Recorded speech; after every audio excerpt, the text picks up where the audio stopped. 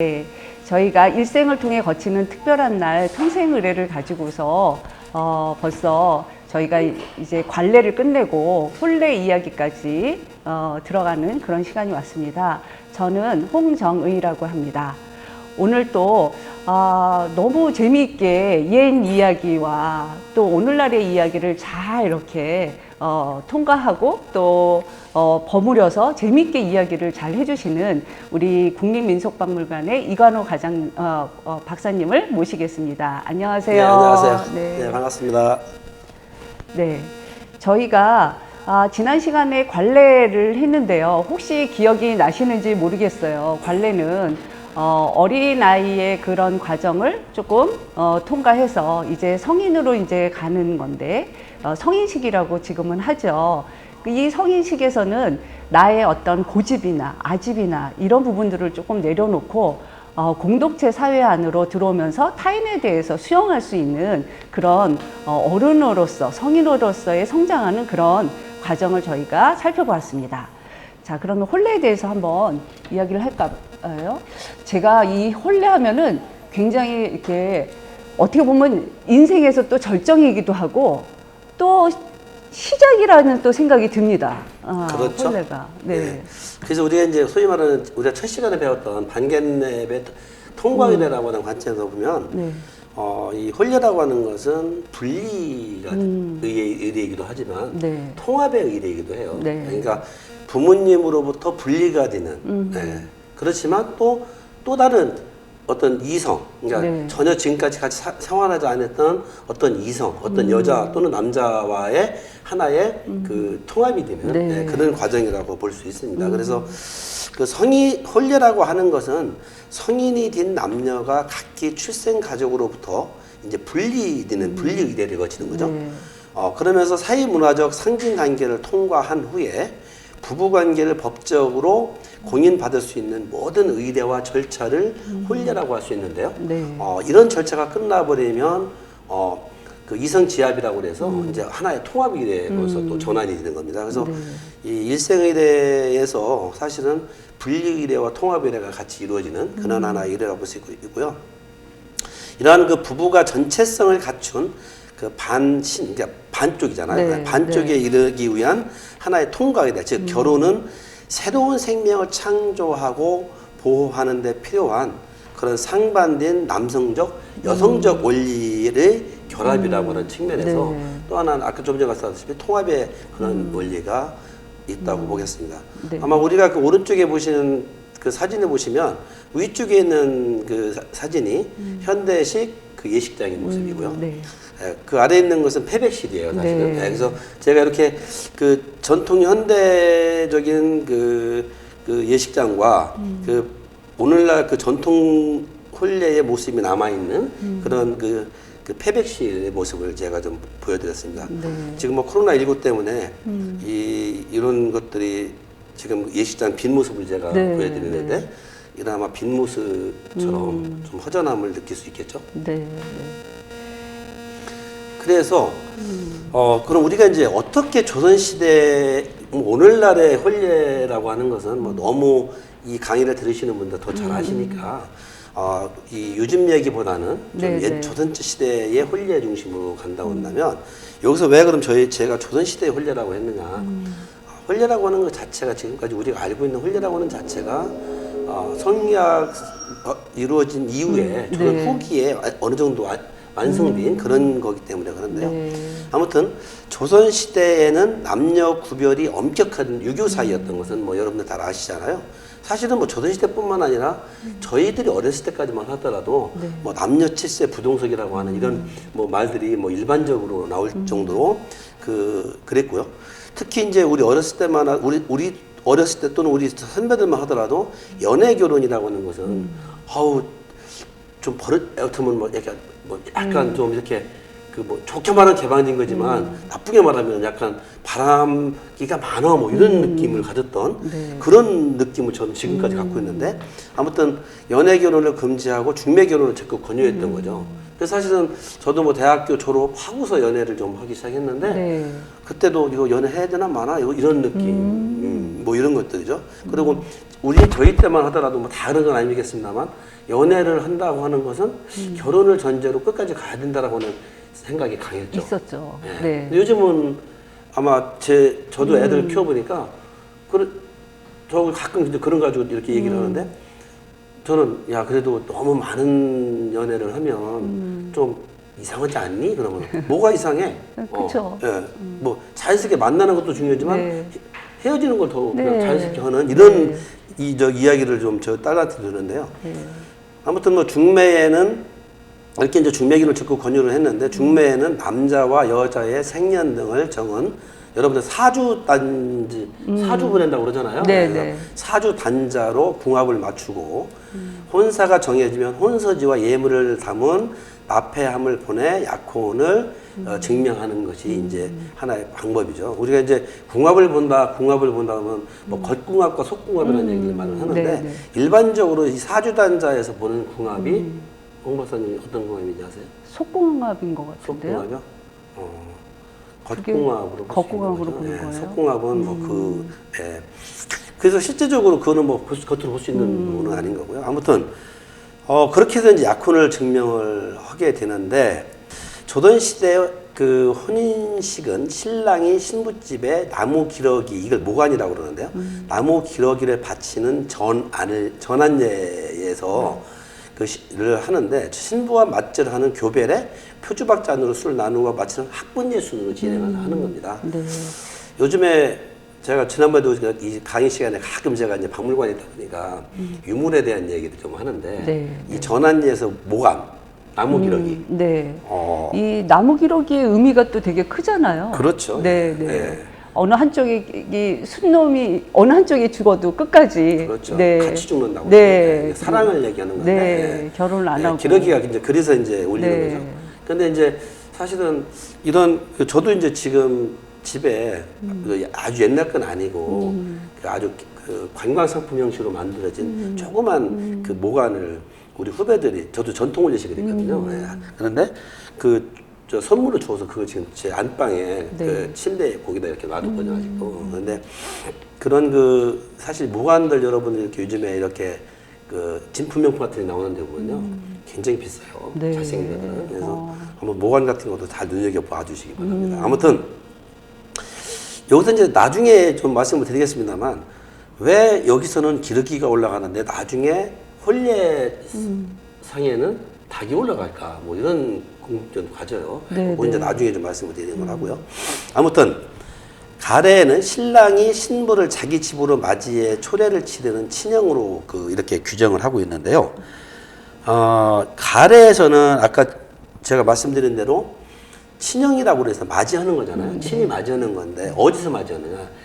신부를 신랑 집에서 맞이하는 거예요. 그러니까 홍 박사님은 가래 원칙을 따른 게 맞죠? 네. 신랑 집 네, 근처에서 네. 결혼을 했으니까. 그러니까 이 가래는 원래 그랬어요. 근데 우리나라에서는 사실은 가래에서는 그렇게 기록은 되어 있지만 실제 관습적으로는 그렇게 안 하고 신랑이 신부집에 가서 초례를 치르는 것이 일반적이었죠. 네, 네. 한자 의미로 본다면 혼례는 오전이 아닌 오후에 해야 돼요. 네, 저녁 늦은 저녁에. 네. 근데 우리가 일반적으로 전통 혼례에 있어서 그 혼인은 언제 요즘에야 호텔 같은 데서 할 때는 주중에 5시, 8시에 네, 하잖아요. 네, 네. 이게 이제 어찌 보면 옛날 가래를 다 따르는 것 같아요. 오히려 현대에 와서. 네, 그런데 실질적으로는 우리 전통적으로는 저는 어렸을 때 그 전통 훈련을 많이 봤거든요. 우리 큰 누이가 지금 70인데 큰 누나도 집에서 전통 훈련을 했고요. 아. 저는 약간 이제 퓨전으로 전 학교 교정에서 전통 훈련을 했고요. 예. 농학대 막 폼페드에다가 그러니까 그랬을 때 대개는 오전에 해요. 오전 10시, 11시경에 하는 것이 우리나라는 관습적으로 그 초례를 치는 시간이에요, 이게. 그래서 요런 하나의 차이점이 있다라는 걸 좀 두시면서 지금 그 오른쪽에 보이시는 그 위쪽의 사진은 저희 민속박물관에 지금 리모델링을 하고 있습니다만 삼전시관의 한국인의 일생관의 초례청을 재현해 놓은 겁니다. 네. 요 마네킹 설치 디스플레이를 제가 했죠. 네. 그리고 그 밑에 있는 것은 이제 그 그림에 나온 옛날 이제 결혼식 하러 가는 모습을 엽서로 보여주는 거고요. 자, 아무튼 얘기 혼이편에 보면 이제 그 순서가 좀 나오는데요. 그게 이제 납체 좀 어려워요. 그래서 이제 설명드리겠습니다만 납체, 문명, 납길, 납징, 정기, 친형이라고 하는 이런 명칭을 쓰는데 여기서 납체라고 하는 것은 알다시피 중매를 한다고 그러잖아요. 이제 혼담이 오가고 여자 집에서 허락을 하면 남자 집에서 여자 집에 기러기를 보내서 채택지례라고 그래서 태기를 채택해서 치르는 예죠. 네. 네, 아까 예에 대한 네. 예절여죄에 대한 설명을 우리 홍 박사님 해주셨습니다만 그것을 행하고 혼약을 정하는 절차죠. 여기서 보더라도 남자가 어떤 여자가 마음에 들면은 그 여자 집에서 허락을 받는 거죠. 예. 그렇기 때문에 실질적으로 아주 재미난 그 사진을 하나 울산 울주군에 있는 울주 민속박물관에서 한 3년 전에 그 혼례에 관한 조사를 하면서 한 민가에서 아주 재미난 그 사진을 발견했는데요. 어떤 사진을 발견했냐면은 신부 혼인날 혼인을 치르는 날 신부 오빠가 오라버니가 이게 갓을 쓰고 아주 얇은 갓이에요. 두루마기를 입고 신부를 안방에서 업고 나오는 사진이 있어요. 발견했어요. 이건 정말 굉장히 중요한 사진인데 자 무슨 말이냐면 신랑이 신부 집으로 가서 이제 이따 지금 그 순서 좀 이따 설명하겠습니다만 바깥에 대기다 들어가요. 그다음 어쨌든 이제 초대청에서 이제 할 때 그 신부 스스로가 자존심이 있지 어떻게 자기 발로 걸어가냐는 거죠. 응? 그 남자한테 예, 자존심을 세우는 거죠. 어쨌든 조선시대 때 우리가 아무리 여성들이 때에 따라서는 뭐 이렇게 남녀 차별을 받았다지만 그런 모습들이 우리는 남아있는 거예요. 그래서 실제 그 오라버니한테 소위 강제로 끌려가다시피 하는 것처럼. 네네. 이게 무슨 말이냐면 싫어 하면서 나가는 거라고 하잖아요. 그런 모습 사진들이 나와요. 거기에. 근데 고대에서는 실제적으로 왜 그런 풍습이 있잖아요. 여자를 이렇게 보쌈? 보쌈해서 뭐 다른 나라에서도. 근데 보쌈은 이제 좀 다른 거고.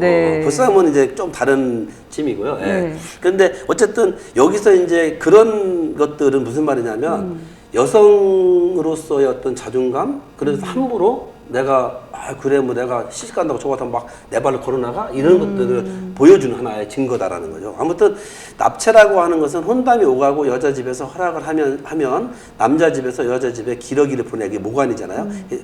그다음에 채택 지례를 행하고 이게 사주를 우리가 사주를 보내가지고서 한판다고 그러잖아요. 네, 그게 이제 요즘에는 조금 변형됐습니다만 요즘 판파지도 않습니다만 바로 그거죠. 그래서 이제 납체 그다음에 이런 것이 문명이에요. 납체의 기륭을 점치기 위해 신부 어머니의 성을 묻는 절차예요. 그러니까 이름을 묻는 거잖아요. 물의 문자잖아요. 근데 신부 어머니의 그 성을 묻는 거예요. 무슨 성씨냐고 묻는 거고요. 납길이라고 하는 것은 성을 받아서 점을 친 후 길조를 여자 집에 알려 혼인을 확정짓는 거죠. 이게 날짜 잡는 거죠. 납징이라고 하는 것은 패백을 보내서 혼인의 증명으로 삼는 절차죠. 사실 납징, 패백까지 보내고서 파혼하는 경우는 이거는 굉장히 전통사에서는 굉장히 아주 나쁘게 생각한 거예요. 예. 요즘에 쉽게 말해서 결혼했다 이혼하는 것보다 저보다 더 나쁘게 생각했던 거예요. 예. 정기라고 하는 것은 남자 집에서 여자 집으로 가서 성혼 날짜를 청하는 절차죠. 이게 이제 왜 남자 집에서 여자 집에서 성혼 날짜를 청할까요? 아까 이제 우리 홍 박사님이 말씀하셨다시피 여성의 어떤 생리 주기에 따라서 날짜를 잡아야 되기 때문에 그런 거예요. 예. 친형이라고 하는 것은 신랑 아버지가 아들에게 명의해서 여자를 맞아오도록 하는 절차고요. 실제 이제 이제 사례펠람 주자가래에서 보면 그게 이제 의혼, 납체, 납해, 친형으로 나타나는데 의혼이라고 하는 것은 지금 이제 여러 가지 사례들을 좀 기록에서 나오는 것들 이제 공부하는 거예요. 혼사를 의논하는 일이고 중매로 혼담이 오간 뒤에 혼인에 합의하여 허혼하기까지의 과정을 의혼, 의논하는 의자잖아요. 납체라고 하는 것은 이제 맞이하는 드리는 거죠. 예. 받아들이는 거죠. 남자 집에서 예를 갖추어 혼인을 정하면 여자 집에서 이를 받아들이는 절차를 납체라고 하고요. 납패라고 하는 것은 신랑 집에서 신부 집으로 보내는 예물을 납패라고 하고요. 아까 좀 전에 봤던 것을 이제 좀 압축해서 이제의 사례편람에서는 이렇게 나온다는 거죠. 친형이라고 하는 것은 신랑이 신부를 친히 맞이하는 과정을 말합니다. 자, 그런데 여기서 한국의 처가살이혼 전통과 중국 친형 전통과의 문화적 변 현상을 좀 우리 홀리에서는 찾아볼 수 있어요. 제가 이제 아까 좀 전에 가래에서 나오는 그 어떤 그 이론과 네. 실제 관습적으로는 달랐다고 그랬잖아요. 이제 그런 모습인데요.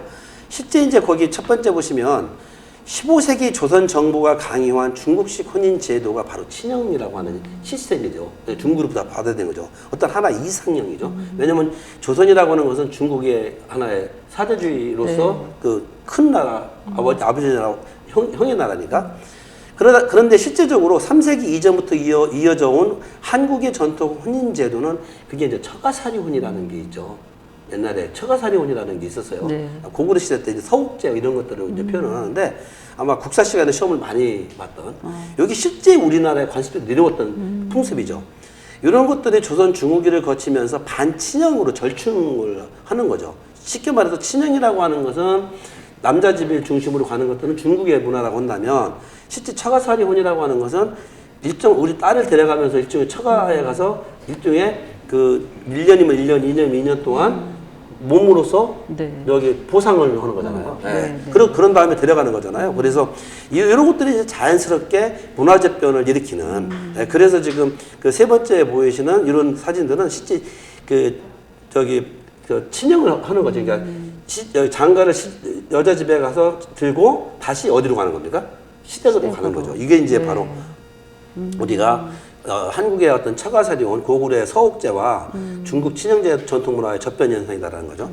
자, 그러면 한국의 전통 원리에 있어서 민속에서의 혼인 관행은 어떻게 보여지고 그 예서와 혼례와의 그 차이는 무엇을 살펴보면 우선 통과 의례상 경계 지역에 있는 새 신랑과 새 신부의 위험을 없애고 행복을 확보하는 것이 바로 민속에서의 혼인의 하나의 어떤 관행 의례라고 볼 수 있는 거죠.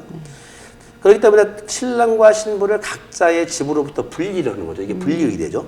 분리하여 혼례 과정을 거치면서 점진적으로 전이 단계를 거치는 거죠. 그러니까 분리와 전이 단계까지를 또 거치는 거죠. 네. 그럼으로써 남편과 아내로서 자리를 잡게 하는 목적인 거죠. 이게 통합의 의례를 또 하는 거죠. 근데 이제 예서의 혼례와 민속 혼인 관행의 차이를 살펴보면 우리가 알고 있는 전통 혼례는 친형제를 중심으로 한 예서 내용에 이게 중국에서 온 풍습이죠. 처가살이혼, 고구려의 그 서옥제 같은 대리사위 같은 비롯하여 각 지역과 문중 그리고 가정마다 혼인 관행들이 이렇게 추가돼서 이렇게 혼합적으로 전승되고 있다라고 이렇게 말씀을 드릴 수 있고요.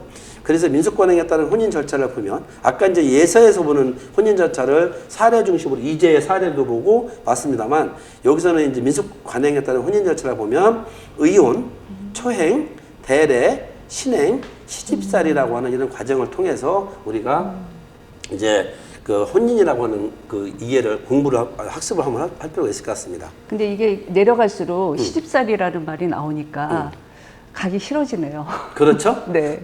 이게 이제 제가 뭐라고 그랬죠? 조선시대의 혼인제도를 네. 공부하자라고 했잖아요. 네. 그래서 지금도 사실은 뭐 시집살이라고 하는 것에 대해서 아직도 지금 논란이 많잖아요. 네, 특히 뭐 지난 시간에도 말씀드렸지만 특히 추석이라든지 설 명절 때 어떤 그 며느리들의 어떤 네. 명절 증후군 이게 사실 시집살이의 하나의 흔적인 거잖아요. 그래서 시집살이를 어떻게 했는지까지도 한번 보겠습니다.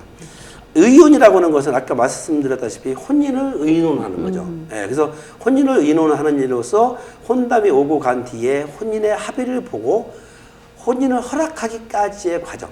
혼인을 허락은 누가 한다고 그러죠? 부모님이 하시는 건가요? 신부집에서 하는 거죠. 네, 예, 어차피 뭐 부모님이 하는 거지만 네, 네. 신부집에서 하는 거죠. 네. 의혼이라고 하는 것은 혼인을 의논하는 일로서 혼담이 오고 간 뒤에 혼인의 합의를 보고 허혼까지의 과정인데 중매, 납체, 연길, 납회 이런 과정을 거치죠. 여기서 이제 자세히 좀 살펴보면 그 중매라고 하는 것은 예전에는 혼인 상대를 직접 만나서 그 사람됨을 살피는 간선에 의해서 중매가 이루어졌고요. 가문을 중시하는 집안에서는 신부 아버지가 신랑감에게 관향 어디야? 뭐 관향 본 물어보잖아요. 네, 네. 그다음에 집안 내력을 주로 묻고 이에 신랑감은 정중한 예를 갖추어 사실대로 정확한 낱말과 어법으로 답하는 거죠. 그럼 이제 신부의 간선이라고 하는 것은 아주 드문 일로 중신아비로부터 신부감에 대한 이야기를 듣고 신부 측 어른들, 특히 신부 어머니의 인품을 통해서 신부의 딤딤이를 짐작했다고 그래요. 우리 홍 박사님도 따님 계시죠? 네, 네, 있죠. 그리고 홍 박사님 잘하셔야 될 것 같아요. 네. 홍 박사님의 인품을 보고 딸 시집을 네. 좋은 데로 갈 거냐, 안 좋은 데로 갈 거냐 결정하는. 네, 뭐 좋은데 안 좋은 데가 있겠습니까? 뭐 본인이 알아서 잘 하겠죠. 딤딤이죠. 요즘에는 네, 뭐 그렇잖아요. 옛날 양반 찾는 이유가 이제 뭐 다른 게 있겠습니까? 네. 얼마만큼 예절 교육을 사람이 잘, 그러니까 막 크지 않느냐 이거겠죠. 예. 아무튼 신랑 집에서는 왕신이라는 말 들어보셨나요? 아니요, 처음 들어봐요. 그 처녀 귀신이라는 말 들어보셨죠? 네, 네. 처녀 귀신은 왕신이라고 그래요. 예, 손각시 그 소위 결혼도 하기 전에 죽은 그런 처녀 네, 네. 그런 거죠. 그 왕신을 모시는지 여부를 확인하는 경우가 있어요. 예, 왜냐하면 이제 사실 그 결혼하지 못하고 죽은 처녀 귀신이 나온 집에는 좀 안 좋게 봤거든요. 예, 굉장히 부정하게 봤거든요. 근데 처녀 귀신인 왕신을 위하는 집안이라면 무엇인가 불안하고 불길한 집안이라고 하는 이런 의미 때문에 그렇습니다. 자칫 시댁의 처녀 귀신과 새로 시집 온 색시가 상극이 될 수도 있고요. 예, 그래서 실제적으로 나중에 좀 더 자세히 설명하겠습니다만 시집 갈 때, 친형을 할 때, 네. 그러니까 그 결혼식이 끝나고 이제 시댁으로 갈 때, 그 집안에, 그러니까 여자 집, 신부 집에 있는 가신들을 돌려보내는 의례가 있어요. 그런 얘기 들어보셨나요? 네, 들어봤어요. 예. 그 어디서 이루어지는지 아세요? 어디서 굿당에서 이루어질까요? 소방당에서 이루어지는 네. 마을과 마을 이루어지는. 아무튼 이에 왕신을 모신다면 혼담을 중단하는 정도까지로 이렇게 이제 좀 이런 왕신에 대한 것이 부정적으로 봤다라는 말씀을 좀 드리고요. 두 번째는 이제 납체인데요. 혼인이 결정되면 신랑 측에서는 사주와 예단을 사주를 사성이라고도 해요. 사주와 예단을 신부집에 보내는데요. 그 사주는 뭐를 쓰느냐면요. 신랑의 생년월 일시를 적은 단자예요. 예. 남자 집에 예단이라고 하는 것은 남자 집에서 여자 집 식구들에게 예의를 차리기 위해서 보내는 옷감이나 옷을 말하는 거고요. 네. 그게 이제 함에다 넣어서 보내잖아요. 예, 그런 걸 말하는 것이고 요즘에는 조금 다르게 요즘에 이런 예단 풍습이 어떻게 바뀌었나요? 요즘은 이제 여러 가지 가방들이 있습니다. 이렇게 그 예단 안에 아니 그런 물건으로 아니고 네. 요즘에는 어떻게 보면은 결혼식 할 때 여자 집에서 남자 집에 또 뭐를 주도 잘 모르겠네요. 머니 아, 주잖아요. 네, 네, 머니요. 네, 아, 예단 네. 네. 저기 그건 좀 나중 일이지만 네, 네, 네. 이렇게 많이 바뀌죠. 아무튼 이제 이 예단이라고 납치해서 예단은 남자 집에서 여자 집에 보면은 함 안에다가 저고리 치마 이렇게 그 옷감 같은 거 넣어서 보내잖아요. 네, 네. 그럼 그것도 옷을 입고 오잖아요. 이제 네. 그런 것들이죠. 신부 집에서는 마루에 청수 한 그릇을 소반에 받쳐 사주 받을 채비를 하고 아마 여러분들은 이 사주 받을 채비를 한다는 것보다는 함 받을 채비를 했다고 하는 것이 더 이해가 쉬울 거예요. 여러분들 옛날에 함 사세요 해봤잖아요. 네. 그거 해보셨죠? 네, 했죠. 함 사세요 할 때 저기 남편 신랑 집에서 함을 친구들이 갖고 왔을 때 네. 그 홍 박사 집에서 어떻게 했나요? 그걸요? 잘 기억이 받아서. 안 나요? 아니요, 이제 한 발짝 아무튼 들어올 뭐 때마다 돈 내고 돈 대문 내고. 들어와서 이제 그 거실 들어왔다고 할 때 네, 그걸 잘 받으신 것 어떻게 같은데요? 받았어요? 어디다 받았어요? 사실은 저는 못 봤어요. 저는 그래, 따로 방에 앉혀 있다가. 있었기 때문에. 남의 집 것도 못 봤어요? 네. 이렇게 상위에다가 이렇게 놓고요. 네. 네, 이렇게 그 위에다 올려놓는 거죠. 아무튼 그 사주가 도착하면 소반 위에 공손히 올려놓는 것이 일반적이죠. 소반은 상을 말하는 네, 거죠. 네. 사주는 신부가 평생 보관했다가 죽은 후에 관 속에 넣거나 탈상할 때 상복과 함께 태우는 경우가 태우고요. 지금도 아마 이렇게 그 사주를 이렇게 해가지고 그 나중에 관 위에다가 이렇게 묻어요. 예, 네. 그거는 그래서 거기 그 홍실청실까지 합쳐서 네. 예, 그거는 그래서 평생 결혼했다고 버리는 것이 아니라 평생 잘 보관하는 그런 겁니다. 이제 연길입니다. 연길이라고 하는 것은 신부 쪽에서는 신랑의 사주를 공합을 보고 길이를 가려 혼인 날짜를 택하게 되는데요. 택일은 경우에 따라서 신랑 쪽에서 한 뒤에 신부 쪽이 동의를 구한 다음에 사주를 보내기도 하고요. 사주를 보낸 다음에 신랑 측이 태기를 하기도 해요. 아까 말씀드렸다시피 그 태기를 할 때는 여자 집에서 주로 하지만 남자 집에서도 한다는 말씀을 하는 드리는 거예요. 그다음에 중신애비가 양가댁의 형편을 잘 조율하여서 날짜를 잡기도 해요. 이게 세 가지 방법이었던 거죠. 혼례는 보통 가을 농사를 끝내고 음력 10월에서 11월 사이에 올리는 것이 일반적이죠. 왜 그럴까요? 풍성하고 그렇죠. 먹을 것도 많고 돈이 네. 없으니까 그런 거예요. 네, 네, 돈 네. 있을 때 해야 되겠죠. 지금도 돈 있을 때 주로 하잖아요. 네. 봄, 가을에 주로 많이 하잖아요. 네. 예, 여름에 덥기도 하고. 섣달에는 혼인을 하지 않는 그런 풍습이 있었고요. 섣달은 춥기도 하지만 바로 이제 정월이니까 네. 예, 해가 바뀌잖아요. 태길할 때에 양가 부모가 혼인한 달, 중요한 제사가 있는 달, 윤달 등은 좀 피하고요. 태길 이후에 초상이 나면 혼례를 연기하거나 부모상을 당하면 탈상을 하기 전에는 혼례를 치르지 않는 것이 일반적인 관례였고요. 부모님의 병세가 위중하시면 급한 대로 정화수 한 그릇이라도 떠놓고 단촐하게 혼례를 치르기도 했어요. 요즘도 아마 부모님이 아주 의중하시면 날짜를 좀 여유 있게 잡았다가 좀 땡겨서 급하게 네, 하는 네. 거죠. 왜냐면은 부모님이 돌아가시기 전에 그래도 우리 자식들 결혼하는 걸 보여드려야지 손자 손녀들 결혼하는 것 정도는 또 보고 돌아가시면 얼마나 좋을까 이런 것들이죠. 네. 사실 우리 천안도 그런 사례이긴 한데 예. 그래서 이제 우리 장인어른이 일찍 돌아가셨는데요. 네. 57세에 돌아가셨는데 그 손자를 좀 보게 하려고. 아. 예. 우리 손자는 있지만 우리 이게 제 딸은 우리 저 장인이 한 일 동안 키워주셨거든요. 그런데 친손자를 보고 싶으셨던 거지. 예, 그런 것들이죠. 근데 나페라고 하는 것은 날짜가 정해지면 신랑 집에서는 신부 집으로 채단과 혼서지가 들어있는 함을 보내는 걸 말하는 거예요. 이제 요것이 이게 이제 함 판다라고 한 거예요. 네. 함진아비는 신부 마을의 어귀나 골목 그리고 대문 앞 등에서 함 사세요라고 하거나 또는 두부 사려라고 외치거나 뭐 이런 거죠. 그러면서 신부집 식구가 흥정을 해가며 함을 파는데 네. 사실은 요즘에는 함을 누가 파나요? 요즘에는 잘 안 팔지만 우리가 최근에 함 팔 때는 누가 함을 팔러 갔죠? 친구들이 갔죠? 네. 그럼 전통 사이에서도 친구가 팔았을까요? 글쎄요. 함진아비가 함진아비가 이게 누구냐는 거죠?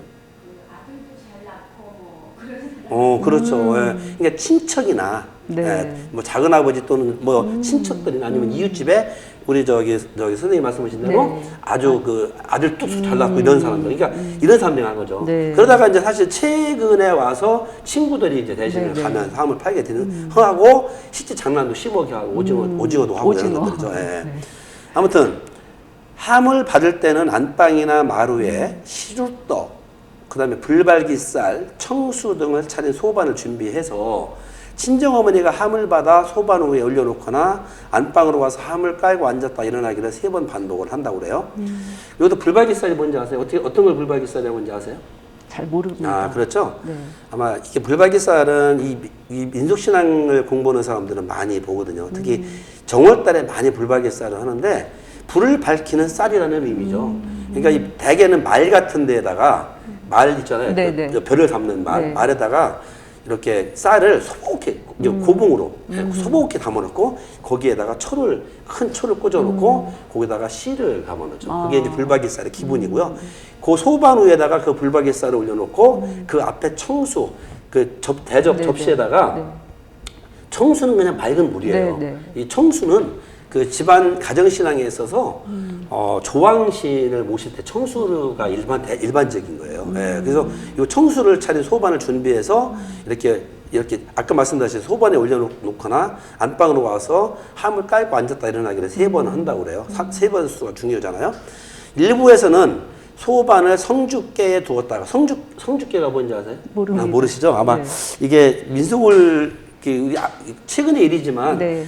우리 홍 박사님도 조금 그래도 이렇게 살았어도 네. 잘 모르시는 것들이, 왜냐면 성주신을 모신 근방을 성주께라고 그래요. 예.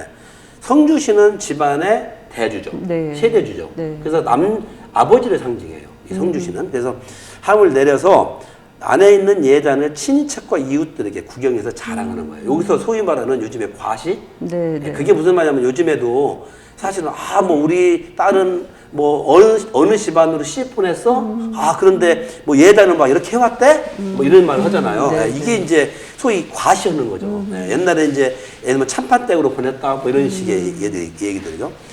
여기서 이제 청색 옷감은 청색 종이로 쌓아서 청실로 묶고요. 누구를 상징하죠? 신랑을 상징하죠. 네. 홍색 옷감은 홍색 종이로 쌓아서 홍실로 묶고요. 네. 함의 네 교퉁에는 각각 목화씨 한 주먹과 서숙이라고 조라고 아시죠? 네, 조그만 네, 갈갱이, 네. 조 한 모가지, 고추, 숙검정 등을 넣게 되는데요. 네. 여기서 왜 그러면은 저기 목화씨와 서숙 이런 걸 넣는지 그러니까 자손 네. 번성하라고 많이 그러는 낳고 거예요. 목화가 보면 풍요롭고. 목화꽃 네. 아시나요? 그 아시죠? 그래서 목화를 타보셨나요? 네, 네. 팍 불잖아요. 네, 그런 이미 씨도 많고요. 네. 초행은 신랑이 초례를 치르는 여자 집으로 가는 과정이죠. 지금 그 오른쪽에 그 말 타고 가는 하얀 말을 타고 가는 신랑이 보이죠? 네. 이거 조선시대 걸까요? 이 얼마 전인 거 아닌가요? 그렇죠. 여기 네. 배경으로 보면 뭐 천막도 장막도 치고 그랬으니까 네, 조선시대 네. 같아요. 옷도 그렇게 입었는데 사실 이거 2012년도 네. 국립민속박물관입니다. 네. 신랑이 초례를 치르는 여자 집으로 가는 과정이고요. 신랑은 사모 관대나 평상복을 하고 아버지나 큰아버지 등 지인과 동행해서 신부 집으로 갑니다. 예. 신랑이 갈 때 지금 거기 그 같이 가는 사람들을 말하는 거예요. 네. 신부 마을에 도착한 후에 신부 집에서 마련한 그 이웃집을 말해요. 사처라고 하는 것은 바로 신랑이 신부 집으로 안 들어가요. 안 들어가고 이제 먼 길을 왔으니까 신부 집에 바로 이웃 집에 잠시 머물면서 국수라든지 간단한 요기를 해요. 정식 요기는 안 하고 네, 네. 간단한 요기를 하고 그때 요기를 하면서 그때 이제 대례복으로 환복을 하는 거죠. 그러고서 신부 집으로 가는데 대신에 이제 그 앞에 갔던 신랑과 함께 왔던 큰아버지나 뭐 이런 지인들이 먼저 이제 신부집에 가서 왔다라고 알리는 거죠. 그렇게 하면은 그 신부집에서는 음식을 그 이웃집으로 가서 신랑한테 갖다 주면서 옷을 환복을 하는 겁니다. 자, 여기서 그럼 초행길의 그 금기사항들이 좀 있는데요. 그 몇 가지 금기사항들을 한번 그 분야에 따라서 한번 살펴보도록 하겠습니다. 신혼 부부의 행복 또는 불행과 관련된 금기가 있는데요. 한 마을에서 같은 날 두 집안이 초행길, 집안이 이제 초행길이 가잖아요. 그럴 때는 서로 먼저 지나가기 위해서 일찍 출발하려고 그러죠. 네. 예. 저 집보다는 우리가 먼저 가야 네, 네. 재수가 좋다는 네. 거죠. 예. 쓸데없는 네. 뭐 아무튼 그 경쟁이었다고 할까요? 예. 왜냐하면 신랑 신부는 아주 그 새로운 거기 때문에 그 뭐랄까 그 저기 새로운 거기 때문에 그 깨끗한 길을 먼저 가고 싶었던 네, 거예요. 네. 예, 그런 의미가 이제 여기에 들어있는 거고요. 그래서 이제 그 반상의 가마 행렬이 이렇게 지나갈 때는 양반집이나 장자집의 가마가 먼저 지나가는. 네. 예. 이것도 그 어떤 신분의 어떤 차별이 있었던 네. 거죠. 그럼 둘에서도 마찬가지예요, 사실은. 상여 행렬과 마주칠 때는 다른 길로 좀 이렇게 피해 간다든지, 왜냐면 저 부정하다고 생각하니까 망자에게 길을 양보하는. 여기서 어떤 모습을 보이나요? 실제 살아있는 사람보다는 망자에 대한 예우가 더 높았다는 걸 알 수 있죠. 혹시 홍 박사님 요즘에 이렇게 차를 운전하고 가는데 그 장애차를 보면 네.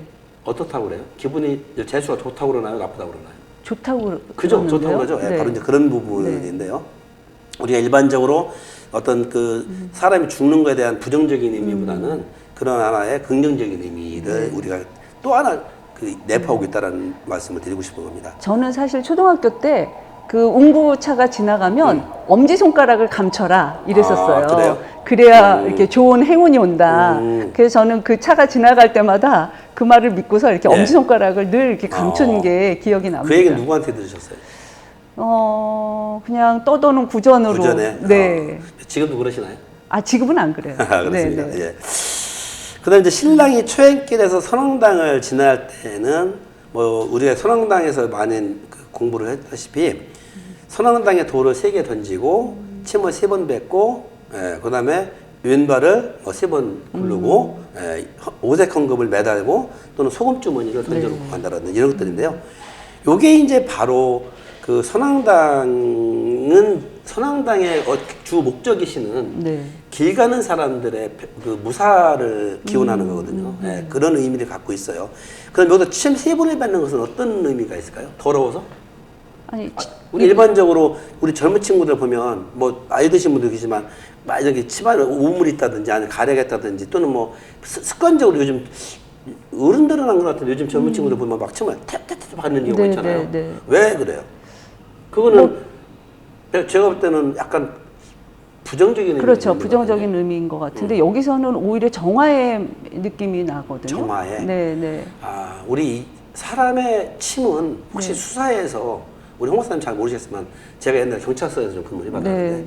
이 침은 굉장히 중요한 결정적인 네, 근거를 네, 갖고 있죠. 예. 이 침은 우리 조상들이 생각할 때는 영혼이 들어있다고 생각하는 거예요. 그래서 침을 함부로 뱉는 것이 아니에요. 아, 예, 여러분들 혹시 이 강의를 듣는 이후에 저도 사실은 이 담이 좀 많아서 네. 뭐 전혀 안 뱉지는 않습니다만 이 침을 함부로 뱉으시면 안 되죠. 자기 영혼을 뱉어내는 거죠. 아하. 이게 이제 선왕당의 유래에서도 나오긴 해요. 예, 선왕당 유래에서 나오긴 하는데 그게 이제 중국에서 나오는 일화이기도 하지만 아무튼 가장 유력한 설화죠. 그래서 침을 3번 뱉는 것은 자기의 영혼을 뱉고 가는 거예요. 선왕에게 바치는 겁니다. 다음으로 이제 신부집 대문에서 행하는 뱅이를 좀 살펴보면 이 뱅이라고 하는 것은 방어하고 뭐 막는다는 의미가 있어요. 막을 방자의 의미가 있어요. 신랑 가마는 집 안으로 곧바로 들어가지 않죠. 그렇기 때문에 아까 어디로 간다고 그랬죠? 바로 이웃집에 신부집 이웃집에 가서 쉰다고 그랬죠. 대문 양옆에 집불을 지피고 대문 앞 가운데에 뒤움박 한 개를 놓으면 가장 앞선 가마꾼이 집 안으로 들어가면서 집불을 발로 힘차게 그 차고 이걸 해보셨는지 모르겠어요. 아마 우리 홍 박사님 안 하실 텐데 우리 어렸을 때 장난 많이 했거든요. 집을 막 태우다가 발로 지나가면서 발로 팍 차고 가요. 그러면 불이 팍 튀거든요. 네네. 그런데 이 집불은 약하기 때문에 되진 않아요. 네, 그래서 아무튼 집불로 한다고 하는 것은 정화를 하는 의미가 있어요. 그 다음에 뒤움박을 발로 밟는다고 하는 것은 뒤움박을 발로 딱 밟으면은 뒤움박이 뭔지 아시죠? 네, 박바가지. 네, 네. 어떤 소리가 나요? 짝 소리가 나죠. 네, 네. 바로 전라도나 이런 쪽에서 그 동화제 닷집 태우기 할 때 대나무를 가지고 닷집 태우는 거와 같은 이치예요.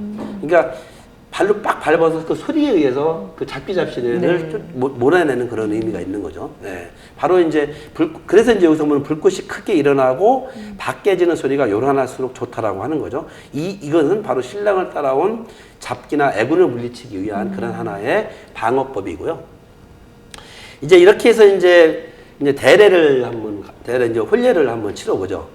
대례라고 하는 것은 크고 중대한 예식이란 뜻으로 왕실에서 왕이 친히 치르는 의식을 말하는 것이나 민간에서는 흔히 혼인을 위해 치르는 의례를 대례라고 하죠. 그래서 일반적으로 우리 예를 들면 천민들이나 평민들이 지금 우리가 그 혼례복 같은 거 있잖아요. 전통 네네. 혼례복을 입을 수 있나요, 평상시에? 못 입죠. 못 입잖아요. 네. 근데 그거를 왜 그 신분이 낮은 계급까지 혼인날만큼은 허락했을까요? 그 굉장히 신성하고 일생의 그렇죠. 처음이라서. 그러니까 평생 입어보진 못하지만 네. 그래도 혼례날만큼은 한번 소위 특별 배려를 한 거예요. 네. 예, 그래서 누구든지 입을 수 있게끔 만들어준 거죠. 크게 보면 이제 전환례, 교배례, 학분례가 있는데 전환례라고 하는 것은 아까 서두에 말씀드렸다시피 신랑이 신부집에 기러기를 드리는 예를 말하는 것이고 이걸 소례라고도 하고요. 신랑이 신부를 맞아 기러기와 같이 100년 해로를 하고 살기를 맹세하는 이런 하나의 의례를 전환례라고 그러죠. 기러기는 평생 재혼을 안 한다고 네, 하잖아요. 네. 예, 하나의 짝을 하고 산다고 하잖아요. 예, 그렇기 때문에 여기서 이제 우리가 기러기라고 하는 오리라고 하는 기러기라고 하는 이 의미를 갖고 있는데요. 이 기러기는 사실은 이 혼례에서만 나오는 것이 아니라 우리 민간신앙에서 민속신앙에서 소태신앙에서 네, 네. 오리와 함께 기러기가 가장 많이 네, 네. 올라앉는 네. 그런 새이기도 합니다. 그 위에 소대 위에 그렇죠. 올려져 솥대 있는 거죠. 올려져 있는 네. 새가 가장 많이 올라가는 것이 오리나 기러기입니다. 기러기. 네, 이게 이제 그런 의미를 갖고 네. 있죠. 특히 철새이기 때문에 그래요. 네. 우순 풍주를 강조하기 때문에 그런 거죠. 근데 그리고, 여기서 얘기하는 것은 우순 풍주보다는 어떤 하나의 그 절개, 네. 절개, 예, 네. 이거를 의미하는 거죠. 예. 그리고 기러기가 또 그 혼자 가다가 이렇게 같이 가다가 힘든 새가 있으면 다시 또 뒤로 와서 또 끌어주고 그래서 그렇죠. 굉장히 리더 역할도 하면서 기러기는 리더가 있죠. 네네. 네. 그다음에 네. 그 뒤에서 보살펴주는 같이 네. 보살펴주는 사람들이 있죠. 네. 네. 그러니까 소위 천병이죠. 네네. 그 전 서해안 쪽에 살아서 기러기를 많이 보죠. 아, 네. 근데 다음에 이제 교배례인데요. 교배례라고 하는 것은 신랑 신부가 맞절을 하는 절차를 교배례라고 그러고요. 집례자의 진행에 따라서 신부는 제배를 하고요. 먼저 제배가 신부가 먼저 신랑한테 2번 절을 하고요. 그럼 답으로 신랑은 한 번을 절을 하는데 네. 여기서 절의 횟수를 일을 2번 반복을 하는데 왜 네네. 남자는 한 번 하고 여자는 2번 해요? 남녀 평등이 안 이루어지네요. 그러게요. 그렇죠? 네. 바로 그 아래 나왔죠. 이 절 횟수는 음양의 조화를 표현한 것이지 성차별을 한 것은 아니라고 그래요. 그래서 신부는 음수인 짝수로 하는 것이고요. 신랑은 양수인 홀수죠. 이게 남자는 양이잖아요. 네. 그래서 남자들은 5월, 즉 계절적으로도 5월이 좋은 거예요. 지금 10월, 11월, 음력으로 11월, 12월은 사실은 그 음기가 강한 네, 시기예요. 네. 예, 그래서 그 양기가 가장 센 날은 양력으로 단오 때예요. 예, 마찬가지로 그래서 신부는 음수인 짝수로 하는 것이고 신랑은 양수인 홀수로 한다라는 그런 의미를 갖고 있다라는 겁니다. 이제 교배례가 끝나면 이제 합군예를 하죠. 합군예라고 하는 것은 신랑과 신부가 술잔을 3번 주고 받으면서 혼인 서약을 하는 거죠. 예. 그래서 첫째 잔은 의미가 어떤 의미가 갖고 있냐면 하늘과 땅의 서약을 하는 거고요. 예, 3번은 지금 거기 그 조그만 그 박바가지 있잖아요. 조그만 네. 박바가지에 그렇게 끈을 연결시켜 놓잖아요. 네, 네. 예, 이게 연결을 하는 거죠. 음양에 연결을 하는 건데 첫 번째 주는 자는 하늘과 땅에 서약하는 것이고 두 번째 자는 배우자에게 혼인을 서약하는 것이고 예. 세 번째 자는 서로 사랑하고 아끼며 백년 해로를 다짐하는 거죠. 그래서 아마 우리 조상들은 아마 대부분 이것도 어쩜 조금 오해가 있을지 모르겠습니다만 대부분 이 셋째 잔을 통해서 백년 해로를 하지 않았는가 이런 생각을 합니다. 네. 예. 사실 옛날에 이혼이라는 것은 거의 없었잖아요. 예. 그쵸. 바로 이제 그런 측면이 좀 있었던 것 같아요. 네. 자, 이제 그러면은 이런 합분예를 하기 위해서는 합분예를 어디서 해야 되느냐, 교배례 합분예를 어디서 해야 되느냐, 초래청이라는 곳에 해야 되죠. 지금 오른쪽에 보이시는 그 사진이 아까 말씀드린 우리 민속박물관의 그 초래청의 모습이에요. 초래청이라고 하는 것은 신랑과 신부가 처음 만나 절하고 이게 교배례죠. 서로 술잔을 나누는 합분예죠. 그런 혼인식장을 초래청이라고 하죠. 네. 오늘날의 예식장과 같은 거죠. 그래서 초래청은 가래에 신랑집에 차리는 것으로 나오지만 우리나라 처가살이 관행에 따라 신부집 대청이나 마당에 차리는 것이 일반적이었던 거죠. 이거 아까 김이 제가 설명했던 거고요. 그래서 초래상은 지역에 따라 차이가 있어요. 지금 여기에 제가 보여드리는 이 사진의 내용하고는 좀 차이가 있을 수 있다는 겁니다. 그래서 대개 그런데 상차림에는 청색과 홍색의 그 촛대 여기 네. 있죠? 네. 네. 쭉 다 다시 한번 여기서 보여드릴 텐데요. 그 다음 페이지에서 아마 여기 지금 위에 여기. 있네요. 네, 위에 네, 네. 위에 한번 보세요. 그래서 있고요. 그 다음에 솔가지와 대나무가 꽂혀 있는 그 화병 있죠? 네. 예, 요거. 수탉과 암탉, 그 다음에 밤, 대추, 붉은 팥, 검은 콩 등이 거기에 차려지죠. 네. 그런데 역할에 따라서, 여기서 이제 이게 좀 설명을 간단하게 좀 드리면, 청색, 홍색은 뭐 다 아실 거고, 솔가지와 대나무도 뭐 아시잖아요. 네, 네. 어떤 뭐 청초함, 그 다음에 저기 어떤 그 기계가 고든 마음, 있는? 기계, 네. 이런 것들 네. 말하는 거고, 수탉은 왜 올라갈까요? 그러게요. 얘가 궁금해요. 수탉과 암탉. 혹시 우리 홍 박사님 옛날에 뭐 서울에서 태어나셨잖아요. 네. 근데 시골에 가보신 적 있어요? 네, 네. 시골집 할머니 댁에 가보면 닭을 키웠잖아요. 네. 그때 특히 이제 봄이 되면 한 4월 이렇게 되면 암탉이 병아리를 까서 병아리를 쫙 딛고 다니는 모습 보셨나요? 네, 네. 어떻게 딛고 다니는가요? 데리고 다니냐고요? 어떻게 데리고 다니는가요? 그냥 뒤로 졸졸 이렇게 그렇죠. 이렇게 암탉이 쭉 가면 네, 졸졸 병아리들 쫓아서. 졸졸 따라가죠. 네, 네, 네. 수탉은? 수탉은 어디 있죠? 없는데요? 혹시 닭장에 네. 암탉이 한 마리에 암탉이 3마리면 수탉이 3마리일까요? 아니요. 그럼 한 마리 아닌가요? 한 마리. 네. 예. 암탉이 만약에 10마리다 그러면 수탉은 한 마리. 한 마리? 뭐 꼭 한 마리는 아니고요. 네, 한 두 마리. 이 말씀을 왜 드리냐면 네. 암탉과 수탉이 같은 비례로는 안 있어요. 네. 수탉은 욕심이 많아서 그런데 보통 한 마리당 서너 마리 또는 다섯 마리 이렇게 거느려요. 암탉을. 네. 그런데 자세히 관찰을 해보면 한번 여러분들 이 수업을 들은 이후에 한번 그 혹시 시골 같은 데서 놓아서 키우는 닭을 한번 보세요. 봄에 암탉은 병아리들을 잘 이렇게 이끌어줘요. 그 얘기는 무슨 말이냐면 여자들은 시집 가서 자식들을 잘 키우라고 하는 의미가 거기에 담겨 있는 거고요. 수탉은요, 저는 큰 집에 할머니 댁에, 할아버지 댁에 저는 무서워서 가기 어려웠던 게 뭐냐면요. 우리 집은 닭을 잘 안 키웠는데 길 옆에가 우리 할아버지 댁은 닭을 많이 키웠거든요.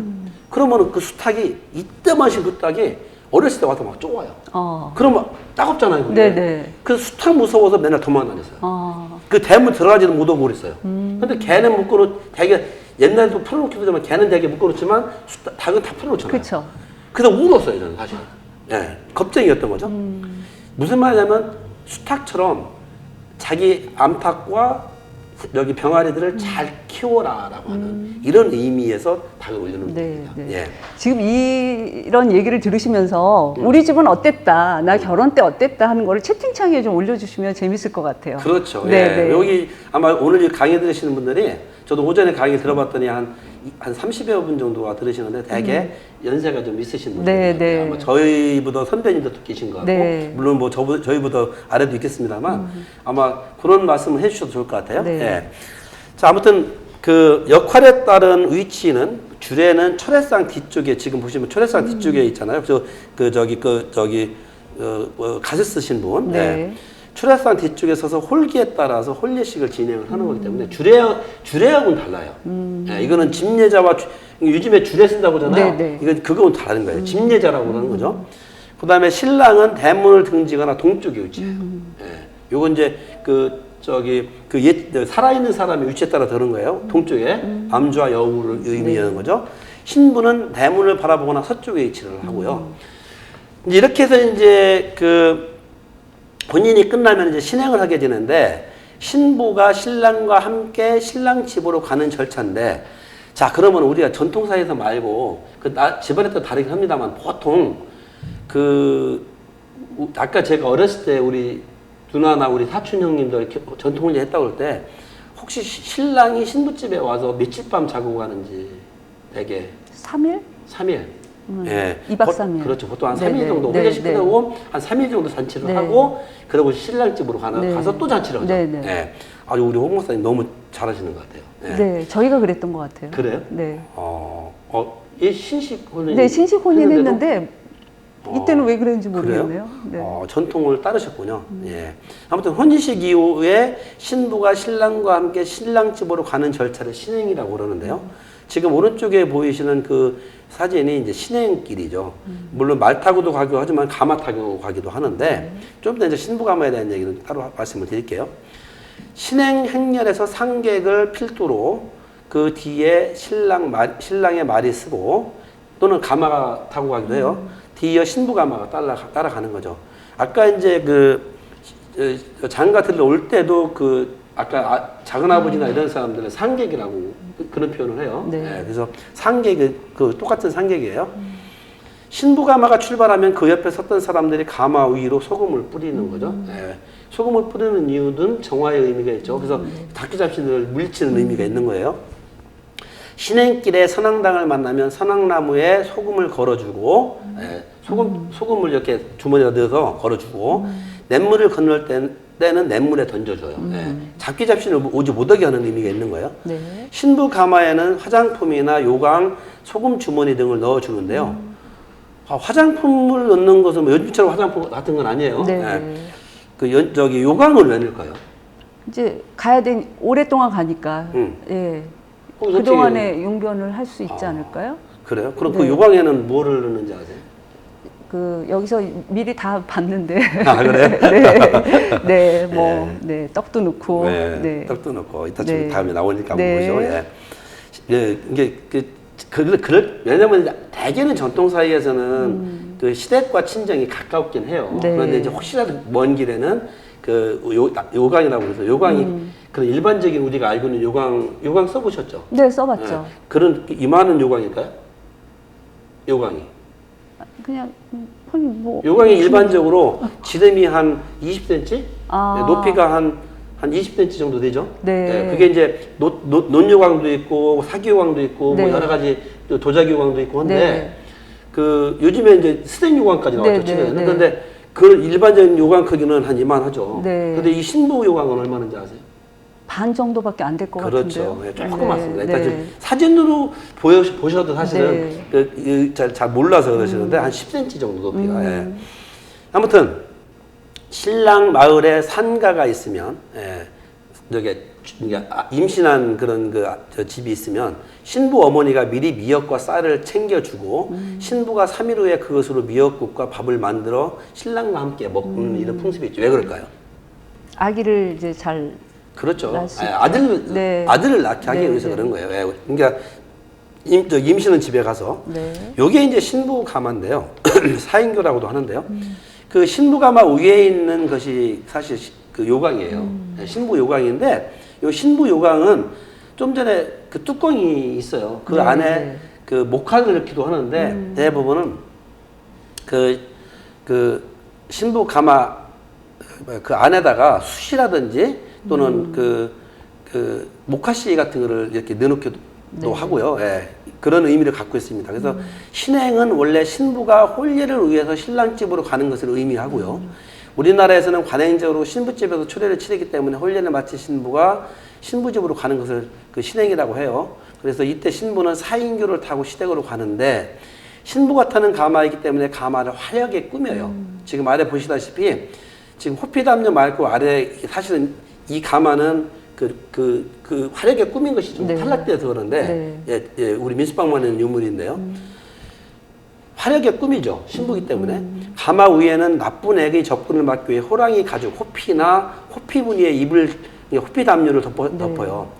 그런데 이 호피담요 지금 우리나라에 호피 유물이 있을까요? 없을까요? 있을 것 같은데요. 진짜 호랑이 가죽. 아, 그거는 없나요? 제가 알기로는 없어요. 네. 네, 우리 민수박물관에도 없고요. 제가 한번 유물 구입할 때 한번 이 호피를 구입을 하려 했더니 그 벵골 가죽이더라고요. 네, 네. 그래서 못 샀는데 실제 이 호랑이 가죽이 굉장히 귀하기 때문에 아마 진짜 쓰던 호랑이 가죽에 이 호피가 있다면 아마 어마어마한 가격일 것 같아요. 예. 그래서 지금 우리 박물관에서도 이 호피 담요, 그러니까 조선시대에도 실제 호랑이 가지고 덮어 쓰는 것은 흔치 않았죠. 호랑이가 굉장히 귀했기 때문에 그렇죠. 잡기 어렵잖아요. 아마 여러분들 옛날에 허준의 독립보감 드라마 보실 때 선조가 이 역병을 역병을 이렇게 채취하고 나니까 상으로 내려준 것이 혹시 그 드라마 보신 분들 아실지 모르지만 그때 호피를 줘요. 그 허준 가족들은 무지하게 기뻐하는 모습을 거기서 보이는데 그 정도로 이 호피는 귀한 거죠. 아무튼 이 호피 담요를 덮는 것은 왜 덮었을까요? 호랑이라고 하는 것은 산신이거든요. 산왕이거든요. 그래서 근데 신부는 아름답잖아요. 예쁘잖아요. 그러니까 모든 잡기 잡신들이 자꾸 신부에게 꼬이게 되거든요. 그것을 막아주는 의미로 가마 위에다가 호랑이 딱 덮어놓고 가는 거예요. 네. 예, 그러면 심지어는 호랑이 똥만 살짝 묻어도 멧돼지 같은 거 못 온다잖아요. 예, 이런 것도 똑같은 거죠. 그렇게 덮었고 가마 안 방석 밑에는 액을 쫓는 의미에서 숯과 자손 번창을 기원하는 목화씨, 아까 목화씨 썼던 목화씨를 놓고요. 아울러 장기간 이동 시에는 신부가 용변을 해결하기 위해서 신부 가마 안에 휴대용 작은 요광인 가마 요광을 넣어주는데 이때 요광 속에는 볏짚은 생산과 출산을 의미해요. 그래서 볏짚이나 찹쌀떡, 부부금수를 의미한다고 그래요. 찹쌀떡을 넣는 경우는 흔하지는 않은데 이런 것을 넣어 소리를 방지한 거죠. 이게 무슨 말이냐면은 볏짚의 상징적인 의미로서는 출산과 생산이지만 실질적인 의미는 신부가 가다가 이 논요관에다 오줌 넣으면은 소리가 나잖아요. 네. 예, 특히 그 신부니까 또 소리가 크잖아요. 그러면 가마꾼들이 바로 가다가 얼마나 창피해요. 예, 그래서 그 소리를 방지하기 위한 하나의 그 모습이라는 겁니다. 이 가마를 보니까 요즘 그 결혼식 할 때 결혼식 끝나고 난 다음에 이제 가잖아요. 예. 예, 비행기 타러 갈 때 그 차를 굉장히 화려하게 하고, 그렇죠. 네, 네, 뒤에다가 막 깡통 달고, 깡통 달고 다 소리 나고, 네, 네, 다 소리 귀신 쫓는 거죠. 네, 네, 어떻게 보면 전통의 그 흔적이라고 볼 수 있는 네, 거죠. 네. 예, 좀 혼례까지 하고 좀 쉬는 거 네. 하죠. 예, 좀 빨리 가겠습니다. 신행을 할 때 이제 옥녀각시라고는 말 들어보시는 옥녀봉이라는 말을 많이 들어봤을 거예요. 네, 사실 네. 옥녀봉은 굉장히 옥녀라고 하는 것은 길쌈을 짜는 신이거든요. 여신이거든요. 할머니 신이거든요. 네. 그런데 여기서 옥녀각시라고 하는 것은 예를 좀 들어보면은 충청남도 청양이나 홍성, 공주, 부여 등 일부 지역에서는 신행길에 옥녀각시가 어디 있는지를 살펴 기륭을 점친 다음에 그 옥녀각시를 피하려고 하는風습이 있어요. 예, 옥녀각시는 워낙 세기 때문에 그래요. 예, 너무 강한 여신이기 때문에 그렇습니다. 그러니까 극과 극이잖아요. 옥녀각시는 아마도 옥녀살에서 유래된 해로운 귀신으로 여기서 여겨지고 있고요. 옥녀살은 살이라고 하는 것은 우리가 살 만든다고 그러잖아요. 네. 굉장히 안 좋은 걸 말하는 거죠. 역학과 오행설에 기초한 방술서 등에서 보이는데요. 그래서 옥녀살이라고 하는 것은 옥녀살에 있어서 그 신행에서 피해야 하는 일정한 방위와 관련된 살을 말하는데 1, 3월은 동쪽을 피해야 되고요. 4, 6월 달에 결혼하게 되는 남쪽을 피해야 되고요. 7, 9월 달에 지금 이제 음력으로 요기에 해당하는데 서쪽을 피해야 됩니다. 10월과 12월은 북쪽이 살이 있다고 생각하고 있고요. 실사례를 한 2개 정도 들어보면 신행을 10월에 할 경우 옥녀살이 북방에 있기 때문에 신랑집이 신부집이 북방에 있으면 안 돼요. 신랑집이 신행을 갈 때, 그러니까 신랑집이 신부집에 북쪽에 있으면 안 되는 거죠. 예, 그래서 피해를 입지 않으려면 혼인하는 달을 변경해야 되죠. 그래서 아까 날을 보는 겁니다. 네. 태기를 하는 거죠. 사례 2, 민간에서는 옥녀각시를 새색시 뒤편에 두고서 가마를 타고 오면 친정이 못 살고, 그러니까 옥녀각시가 새색시 뒤쪽에 따라오면은 신부집에 친정이 못 살고 앞에 두고 오면 시댁이 못 살기 때문에 새색시가 옥녀각시를 왼쪽에 끼고 와야 된다라고 하는 이런 하나의 속신이 있죠. 결혼하기 네, 되게 어렵네요. 어렵죠. 네. 뭐 어려운 것보다는 어쨌든 이런 풍습들이 네. 우리 민간에서는 무지하게 많다는 겁니다. 여기서 지금 다 말할 수 없는 것들이죠. 시가 쪽에서 행하는 그 뱅이죠. 그러니까 주의해야 될 것들이죠. 이제 시가에 도착하면 가마꾼들이 대문 앞에 피워둔 짓불과 바가지를 밟는 것은 아까 똑같은 상황이고요. 설명했고요. 집안에 따라서 살을 풀기 위해서 활에 화살을 메워서 신부가 온 방향으로 쏘는 거죠. 그러니까 뒤쫓아오는 귀신들을 잡기들을 쫓아내는 거죠. 우리 민간 신앙에 있어서는 특히 그 사살막이라고 그래서 그 진짜 활을 쏘는 것보다는 상징적으로 그런 떡 같은 거 주먹밥을 만들어서 화살을 만들어서 네네. 쏘거든요. 이렇게 던지거든요. 그런 것들이 많이 있는데 특히 길거리 사거리에서 많이 그런 것들이 이루어져요. 똑같은 방법인 거죠. 그럼 애들이 막 와서 그거 이렇게 먹나요? 아니요, 먹진 않죠. 약간은 네. 땅에 떨어지면 지저분하니까. 뭐 옛날에 아주 가난한 사람 먹을 수도 있었겠죠. 네, 네. 예. 신행 행렬이 도착하면 신랑은 신부보다 먼저 집안으로 들어가죠. 아까 이제 신랑은 신부 집으로 바로 들어가지 않는다는 것은 왜냐하면 신랑이 먼저 가는 것은 자기 집이니까 먼저 가서 정리를 해야 되겠죠. 네, 네. 신랑은 방으로 가기 전에 부엌에 부뚜막에 왼발을 올린 자세로 주걱으로 국수를 먹은 다음에 이게 정문으로 안 들어간다는 거예요. 부엌 뒷문을 통해서 뒷뜰로 이렇게 나오는 거죠. 그래서 좀 그러니까 약간 정면 돌파라기보다는 위에서 어떤 집안에 있는 모든 이게 정신들을 배려하는 그런 측면이 있는 거죠.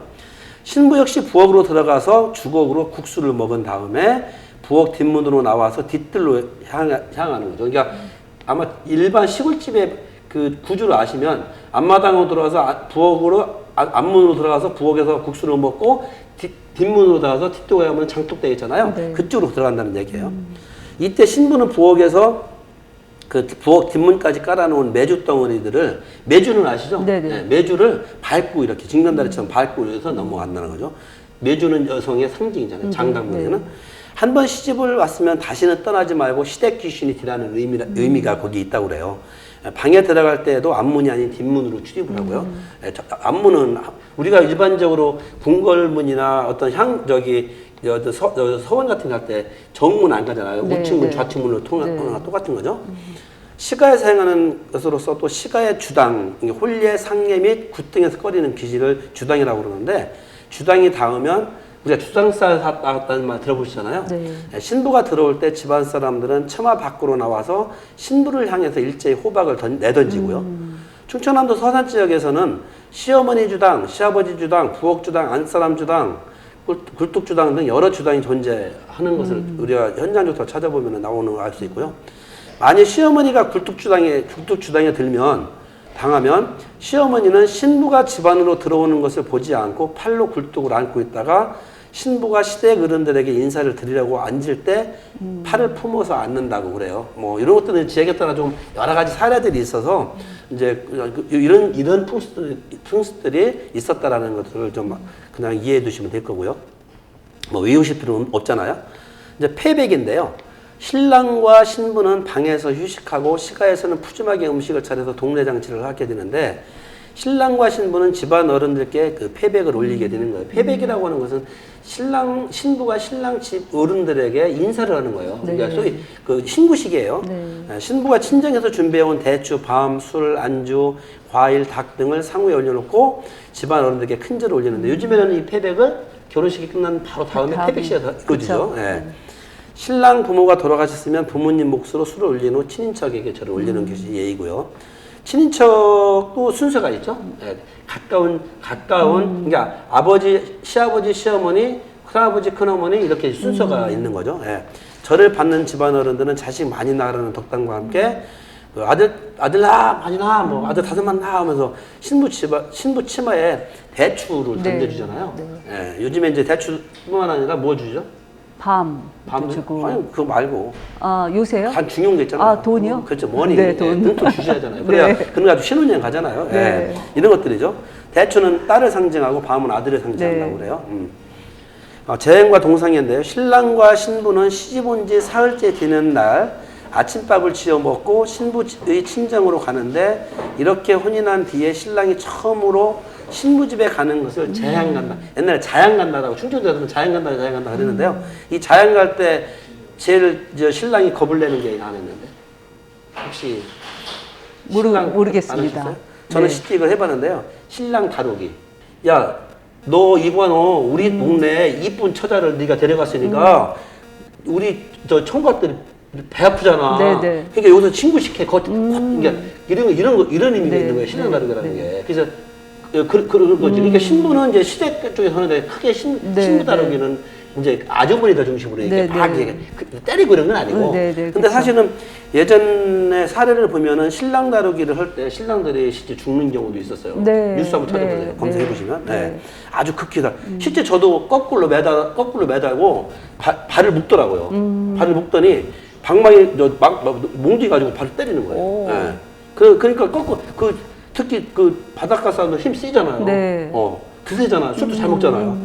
그래서 저는 깡당이라고 했던 경우가 있었는데 그래서 이제 우리 집사람이 와가지고 오빠 그만해 동네 오빠들 그만 좀 해 우리 신랑 그래도 그럼 노래해 막 이러는데 이런 게 이제 신랑 다루기입니다. 아무튼 이제 신랑 다루기는 신부 마을 사람들이 신랑에 행하는 통과 의례이고요. 신랑의 살아남을 가늠하는 기회이기도 해요. 그때 이제 성질이 더러운 신랑 같은 경우는 완전히 이제 티죠. 그러면은 얘들은 홍정희 박사 참 큰일 났네. 시집가다 고생하겠네. 이런 이제 하는 거죠. 아무튼 동상례 후에 친정에서 이틀이나 사흘을 보낸 후 다시 신랑 집으로 돌아가게 되고요. 신부는 시댁으로 돌아갈 때 이바지라는 말을 하죠. 이바지떡 지금도 있잖아요. 그래서 이바지라 해서 친정에서 마련한 떡, 고기, 부침개들을 푸짐하게 싸가지고 보내죠. 이바지 중 인절미가 빠져서는 절대 안 되고요. 인절미를 조그맣게 하는 게 아니라 길게 써서 보내죠. 이제 가서 썰어 먹게 하죠. 만약 자칫날에 돼지를 잡았다면 다리 하나는 반드시 보내는 것이 예의였고요. 신랑집에서는 이바지 음식으로 집안 어른들을 모셔서 다시 조촐하게 잔치를 하는. 그래서 옛날에는 참 잔치를 많이 했던 것 같아요. 현대 결혼식에서 찾아지는 전통들을 보시면 지금 그 흑백으로 된 신식 홀레지만 이게 1930년도에 찍은 사진이에요. 우리 민속박물관에 있는 저 아카이브 자료인데요. 어느 집안인지 모르지만 신식 홀레를 하는 모습이 여기 여성의 그 머리에서 보이잖아요. 면사포를 썼잖아요. 옛날 면사포 썼으니까. 그런데 앞에 보면은 해갑상처럼 아주 굉장히 상을 많이 이렇게 차려놨잖아요. 그런 모습을 볼 수 있고요. 그 다음에 그 오른쪽에 보시는 것은 저기 현대식에서 부케를 던지는 거잖아요. 부케는 누가 받아요? 친구가 이제 다음번에 결혼할 친구. 하고 싶은 사람. 그 그 아래는 것은 패백을 올리는 모습이 네. 바로 이제 이런 패백을 올리는 모습 이런 부분들은 바로 전통 훈례의 하나의 그 흔적이라고 볼 수 있는 것들이죠. 그래서 이제 그 현대 결혼에서 결혼 관련 행위들에 대한 상징적인 의미는 우리 홍 박사님이 좀 설명해 주시면 안 될까요? 네. 예. 그 우리가 이제 반지를 서로 이제 교환을 하잖아요. 근데 저는 사실은 이 금반지를 무슨 때에 다 나라에서 내라고 그래갖고 딱 한 개 남겨놓고 결혼 반지 딱 한 개 남겨놓고 98년도. 네, 그걸 다 이렇게 냈죠. 네. 아이고, 그것까지. 네. 그런 아주 씁쓸한 기억이 있습니다. 애국자시네요. 네. 그래서 이 반지는 이게 원이기 때문에 원의 상징성인 영원성, 또 결합이기도 하고 특히 우리나라에서는 쌍가락질을 또 하잖아요. 그렇죠. 네. 그래서 완전성을 가리키는 어떤 상징이 되기도 하고요. 특히 이제 금반지로 많이 주고받고 하죠. 그 다음에 이제 손잡기 이제 서로 결혼할 때 이제 손잡고 들어갈 때 이게 이제 결합의 의미고 이 색종이 뿌리기는 그 옛날 고대에서는 쌀이나 곡식을 그렇죠. 네, 신랑 신부 네, 위에다 뿌리죠. 머리 위에다 이제 막 뿌리고 이랬는데 이제 그게 어려우니까 이제 색종이 뿌리기를 하면서 이제 다산을 상징을 하게 되고요. 이 결혼 케이크는 사실은 이제 달콤함 먹는 거잖아요. 그러니까 달콤함은 보통 이제 사랑의 상징이 되고 먹는다라는 건 어떤 성적인 그렇죠. 것과 또 관련이 있잖아요. 네, 그래서 이 케이크를 나눠 먹는 거는 두 가족과 친지들을 한데 묶어주는 의미다라고 합니다. 또 화동이 든 그 예쁜 아이들이 그 꽃을 이렇게 들고 한 것은 어떤 여성성의 결실. 또 이 아이도 이 여자 아이도 이제 나중에 이제 또 결혼을 하게 되는 이런 어떤 여성에 대한 부분들을 이제 나타내는 거고요. 문턱 넘기는 왜 그 신랑이 신부 안고 왜 이렇게 문턱을 넘잖아요. 그렇죠. 네. 그래서 그런 애군이나 이런 것들을 아주 이제 잘 좋은 새로운 삶으로 들어가는 어떤 정말 통과 의례가 되는데 저는 이거 해보셨어요? 문턱 넘기? 신부를 이렇게 좀 안고 제가 힘이 없어서 네, 네. 그래서 저희도 이거를 하려고 그러더라고요. 그래서 됐다. 그래서 우리 둘이 그냥 손잡고 넘어가자. 그래서 이거를 제 친구는 이거 하고 거기다 또 침대에다 이렇게 던졌대요. 그래서 침대에다 던지니까 어떻게 돼요?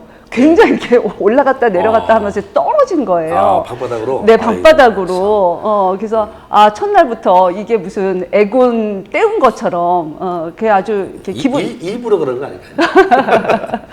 네, 그래서 그런 일이 있었더라고요. 그래서 이 문이라고 하는 상징성이 있어요. 전통적인 그렇죠. 우리가 문주방에 올라든지 말으라고 하는 게 네. 경계를 의미하기 때문에 네, 그것은 네. 성과 속으로 일리아드의 그 성과 속이라는 게 네, 있는데 네. 성스러운 세계와 속된 세계를 의미를 하게 돼요. 네. 그래서 그 문턱을 넘어가는 거에 대한 게 있고요. 그 다음에 이제 아까 말씀드렸듯이 그 하얀 차에다가 주로 흰 차에다가 막 깡통 달고 막 이렇게 소리를 시끄럽게 해서 나쁜 귀신을 쫓아버리는 의미가 이렇게 있습니다. 네. 여러분들도 채팅창에 나는 어떤 반지 받았는지, 다이아를 받으셨는지, 루비를 받으셨는지, 다이아는 또 불멸이잖아요. 그렇죠. 네, 그래서 정말 사라지지 않는 그런 약속에 대한 부분이고, 루비는 또 하나의 어떤 풍성함을 상징하니까 어떤 반지를 받으셨는지 저는 궁금하니까 좀 올려주시면 좋을 것 같은데요. 네, 그러면은 이제 네. 우리가 좀 시간이 많이 갔으니까요. 오늘은 우리가 지난 시간까지는 2시간 수업을 했지만 아마 오늘은 조금 더 아마 가야 될 것 같아요. 그래서 이제 마지막으로 결혼의 어떤 민속적인 상징성을 좀 살펴보면 남성은 여성의 존재를 제대로 인식하게 되는 인문의례라고 볼 수 있는 것이고요. 네. 남성 대 여성의 원초적인 대립은 결혼이라는 인문의례를 통해서 해소가 되는 거죠. 네. 그러니까 이제 우리가 남, 여 해가지고 이렇게 대립된 것들이 남성과 여성의 원초적인 대립은 바로 남성의 이성과 여성의 관계성에서 비롯된다라고 하는데요. 결혼은 남녀가 서로에게 복종하기를 맹세하는 일종의 인문의례인 거죠. 이제 남자는 여자한테, 여자는 남자한테. 근데 이제 우리가 항상 말하듯이 조선시대 성리학이 완성된 이후에 많은 부분에서는 남성은 여성에게만 복종하기를 강요해왔던 것은 맞죠. 그 이전은 안 그랬던 거고요. 뭐 고려시대만 봐도 여성의 그 인권이 굉장했었잖아요. 그럼요. 네. 조선 초기만 하더라도 황희정승 이야기만 네, 보더라도 뭐 두 번째 부인의 그 파주 쪽에 그 많은 땅들이 대개 그 사위한테 넘어가는 이런 모습을 볼 수 있잖아요. 그래서 실제 분재기 같은 걸 보더라도 실제 여성들에게 오늘날과 똑같이 법적으로 딸들에게 똑같이 배부르는 것이 네. 저도 초기까지는 있었던 거죠. 예. 아무튼 결혼은 남성이 그 아내를 얻는 동시에 자신의 마음속에 있던 여성적 요소를 구체적으로 받아들이는 그런 상징적인 장치라고 볼 수 있고요. 네. 근데 이 부분은 특히 그 심리학자 구스타프 칼 융이라는 사람이 어떤 얘기를 했냐면요. 예. 남성 안에는 어떤 여성적인 요소가 있고 여성 안에는 또 남성적인 요소가 있다. 그러니까 남성 그렇죠. 안에 여성성이 있고 예. 또 여성 안에 남성성이 있는데 그 심리적인 부분이 이제 일치가 되는 거죠. 그렇죠. 네, 결합이 예. 돼서 그런 결혼의 의미가 그렇다라고 얘기를 그렇군요. 하더라고요. 예. 네. 이게 이제 동서양을 말하는 것 같은 것 같아요. 아무튼 결혼이라고 하는 것은 여성에게 있어서 심층적이며 자연스러운 부분으로 한 부분을 남성과 함께 공유하는 것이고 이것이 가능할 때 결합의 원칙은 문자 그대로의 절대적 의미를 떠나 상징적인 의미를 지닌다라고 볼 수 있을 것 같습니다. 자, 그러면 결혼에 대한 얘기는 여기까지 하고 이제 10분 쉬셨다가 10분 쉬면은 지금 30분이니까 40분에. 40분에 다시 뵙겠습니다. 잠시 쉬어주세요.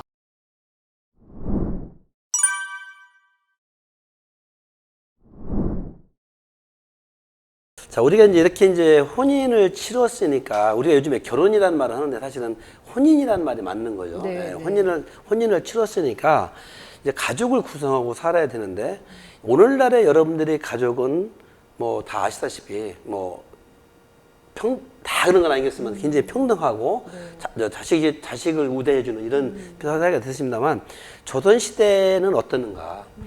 조선시대라고 하는 것은 성리학을 기반으로 하는 유교를 기반으로 하는 거기 때문에 부모와 자식의 혈연적인 관계가 천륜으로 규정이 되죠. 네. 그래서 아빠 같은 친구는 있어도 그러니까 친구인 아빠는 없는 거죠.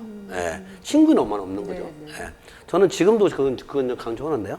아무튼 가족 간의 유기적인 효윤리가 사회적인 규범으로 굉장히 중요시 됐죠. 오늘날 이 효에 관한 문제를 많이 걱정들을 하는 사람들이 많이 있잖아요. 근데 저는 물론 외형적으로는 이 효윤리가 많이 무너졌다고 될 수도 있습니다만 우리 어떤 뿌리는 그렇게 쉽게 무너지지 않을 거라고 생각을 하는데요. 저부터도 뭐 효도를 한다고 생각하지만 열정적인 효도는 못 오는 것 같아요. 조선시대처럼. 저희 아버지 같은 경우도 옛날에 그 아래 한 500m 정도 떨어진 거리에 우리가 재금나서 살았는데 분가하는 걸 재금난다고 그러거든요. 근데 저희 아버지는 매일 아침마다 할아버지한테 가서 큰절을 올리시더라고요. 전 이해가 안 갔었어요. 예. 지금은 그렇게 못 옵니다만. 근데 저는 지금 심지어는 그 한 달에 한 번 또는 두 번 또는 일주일에 한 번 가서 절을 안 하거든요. 네. 예, 이게 이렇게 많이 바뀌었는데 아무튼 그 절을 한다라고 하는 것은 그것이 효의 기본이라고 보는 거죠. 아무튼 일단 효라고 하는 것은 아버지에서 아들로 이어지는 그런 가계 계승은 자식의 당연한 그런 도리였고요. 삼년상과 조상제사는 효의 지극한 표현이었다고 볼 수 있는 거죠. 지금 누가 삼년상하는 사람이 있나요? 아주 극히 일부 양맛집이라고 하는 데서 삼년상을 하기도 합니다만 지금 조상제사는 많이 그래도 하고 있죠. 남아있죠. 근데 이 조상제사도 많이 사라지고 있는 거죠. 변형되고 있고요. 집안을 대표하는 가장은 가계 계승을 위해서 제사와 재산을 큰아들에게 물려주는 거죠. 이게 일반적인 것이 바로 얼마 전까지만 해도 그랬죠. 지금은 그런가요? 이제 지금은 아니죠. 집집마다 좀 다르긴 하겠지만 아직도 심지어는 많이 물려주긴 하는데 심지어는 물려줬다 하더라도 나중에 재판을 걸면 진다고 그래요. 아, 그렇죠. 예, 똑같아요. 그렇다고 그래요. 네. 그래서 족부 편찬을 이런 것들은 족부라고 하는 이런 하나의 그 편찬을 통해서 가계와 친족 관계를 분명히 하는데 족부는 보통 몇 년에 한 번씩 하는지 모르시죠? 네. 30년 한 세대로 보거든요. 30년에 한 번씩 좀 하는 것이 일반적이고요. 주부는 가장을 보필하면서 안살림을 관장하였고요. 희와 수복강령의 문자가 새겨진 집안 살림 도구를 대물림하면서 가족의 평안을 기원했는데 우리가 보통 일반 민속 유물 목가구라든지 이런 데 보면은 희자나 숫자가 많이 여기 들어있는 이유가 바로 여기 있는 거예요. 심지어 다식판에까지. 네. 자, 그럼 여기서 족부라고 하는 것을 지금 시간 관계상 좀 빨리 나가도록 하겠습니다. 족부라고 하는 것은 한 씨족의 계통을 기록한 책이고요. 성과 본관이 같은 씨족의 씨족으로부터 족부 편찬 당시에 자손까지. 그러니까 만약 2021년도에 족보를 제가 전희 씨인데 본관이 전희인데 전희 씨의 시조 할아버지는 고려 저기 신라 말 고려 이태조 왕건을 도와서 개국공신 이도라고 하는 분이거든요. 저희 집안 얘기에서 죄송합니다만 아무튼 그러면 그때부터 저까지를 말하는 거죠. 제 자식까지를 말하는 거죠. 이게 기업으로 기록한 것이고요. 족부를 통해서 종적으로는 시조로부터 현재의 동종원까지의 관계를 알 수 있고요. 힘적으로는 현재의 동종 및 상하 혈연 관계를 알 수 있는 것이 바로 이제 이런 문제고요. 족부에는 시조의 산도와 본관, 지명률에 그다음에 족부 법례, 계보표가 여기에 좀 이렇게 기재되어 있고요.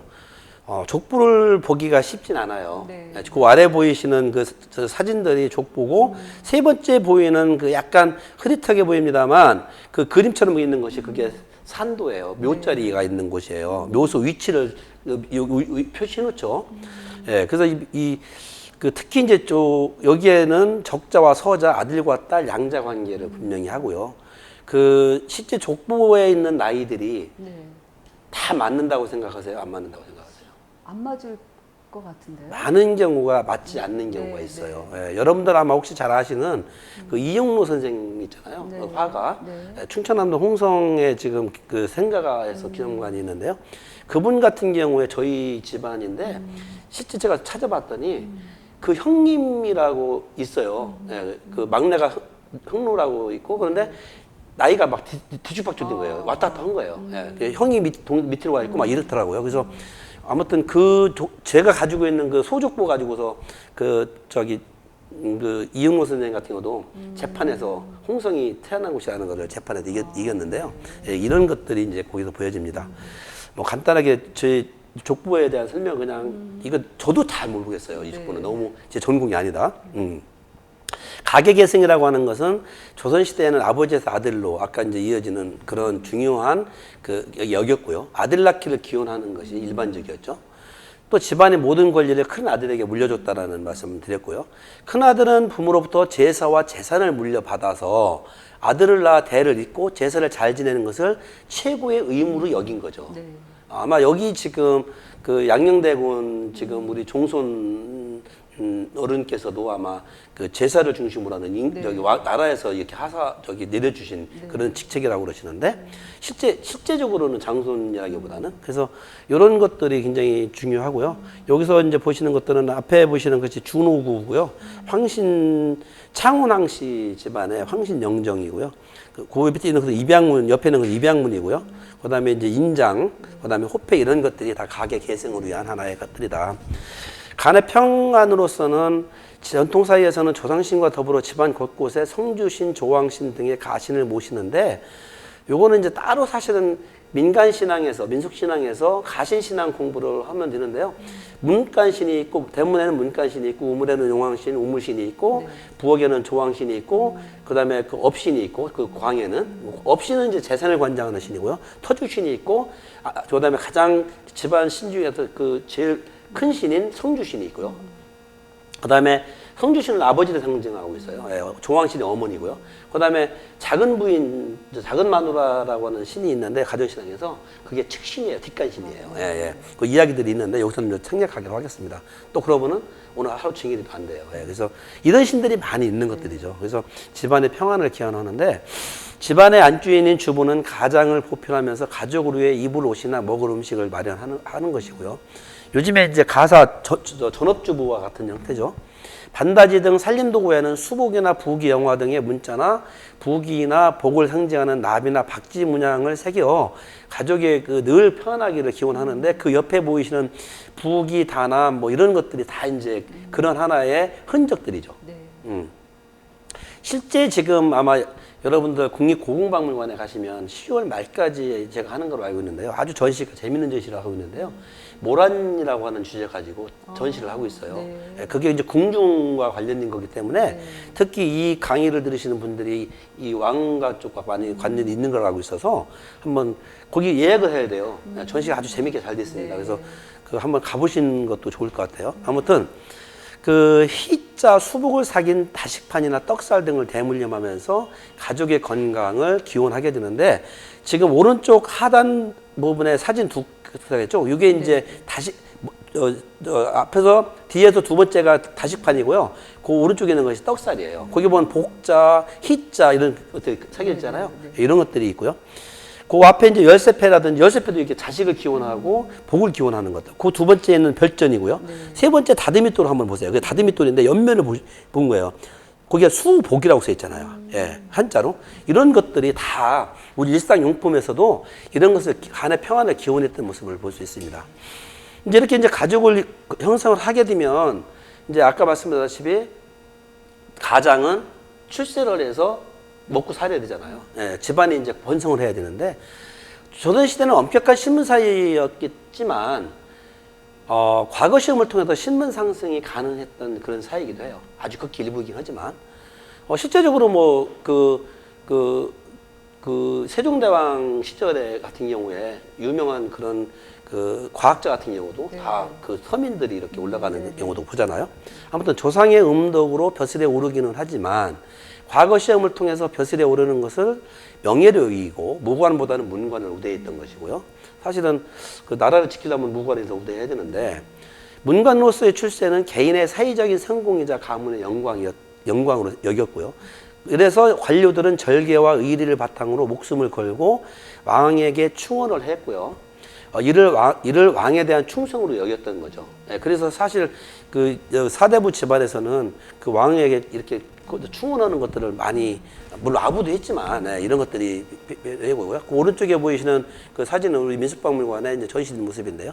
왕도 어려웠을 것 같아요. 그럼이 어려웠죠. 굉장히 얼마나 그 스트레스 받았겠어요. 그러니까 여기 일찍 단명하는 경우도 많았고 이제 여기 이제 등용문에 대한 거를 좀 잠깐 좀 살펴보면 출세를 하기 위해서는 등용을 해야 되기 때문에 등용문이라고 하는 것은 큰 물고기가 물살이 세고 거친 중국의 용문, 용이 드나드는 문이잖아요. 근데 뛰어올라 용이 되었다는 뜻으로 입신 출세의 관문을 상징해요. 그 오른쪽에 지금 약간 사진이 깨졌는데 제가 그 사진을 원본을 안 받아서 그 지금 잉어가 올라가잖아요. 네. 중국에서는 진사 시험에 합격하는 것이 곧 입신 출세의 첫 걸음이기 때문에 과거 급제는 곧 등용문을 뜻했고요.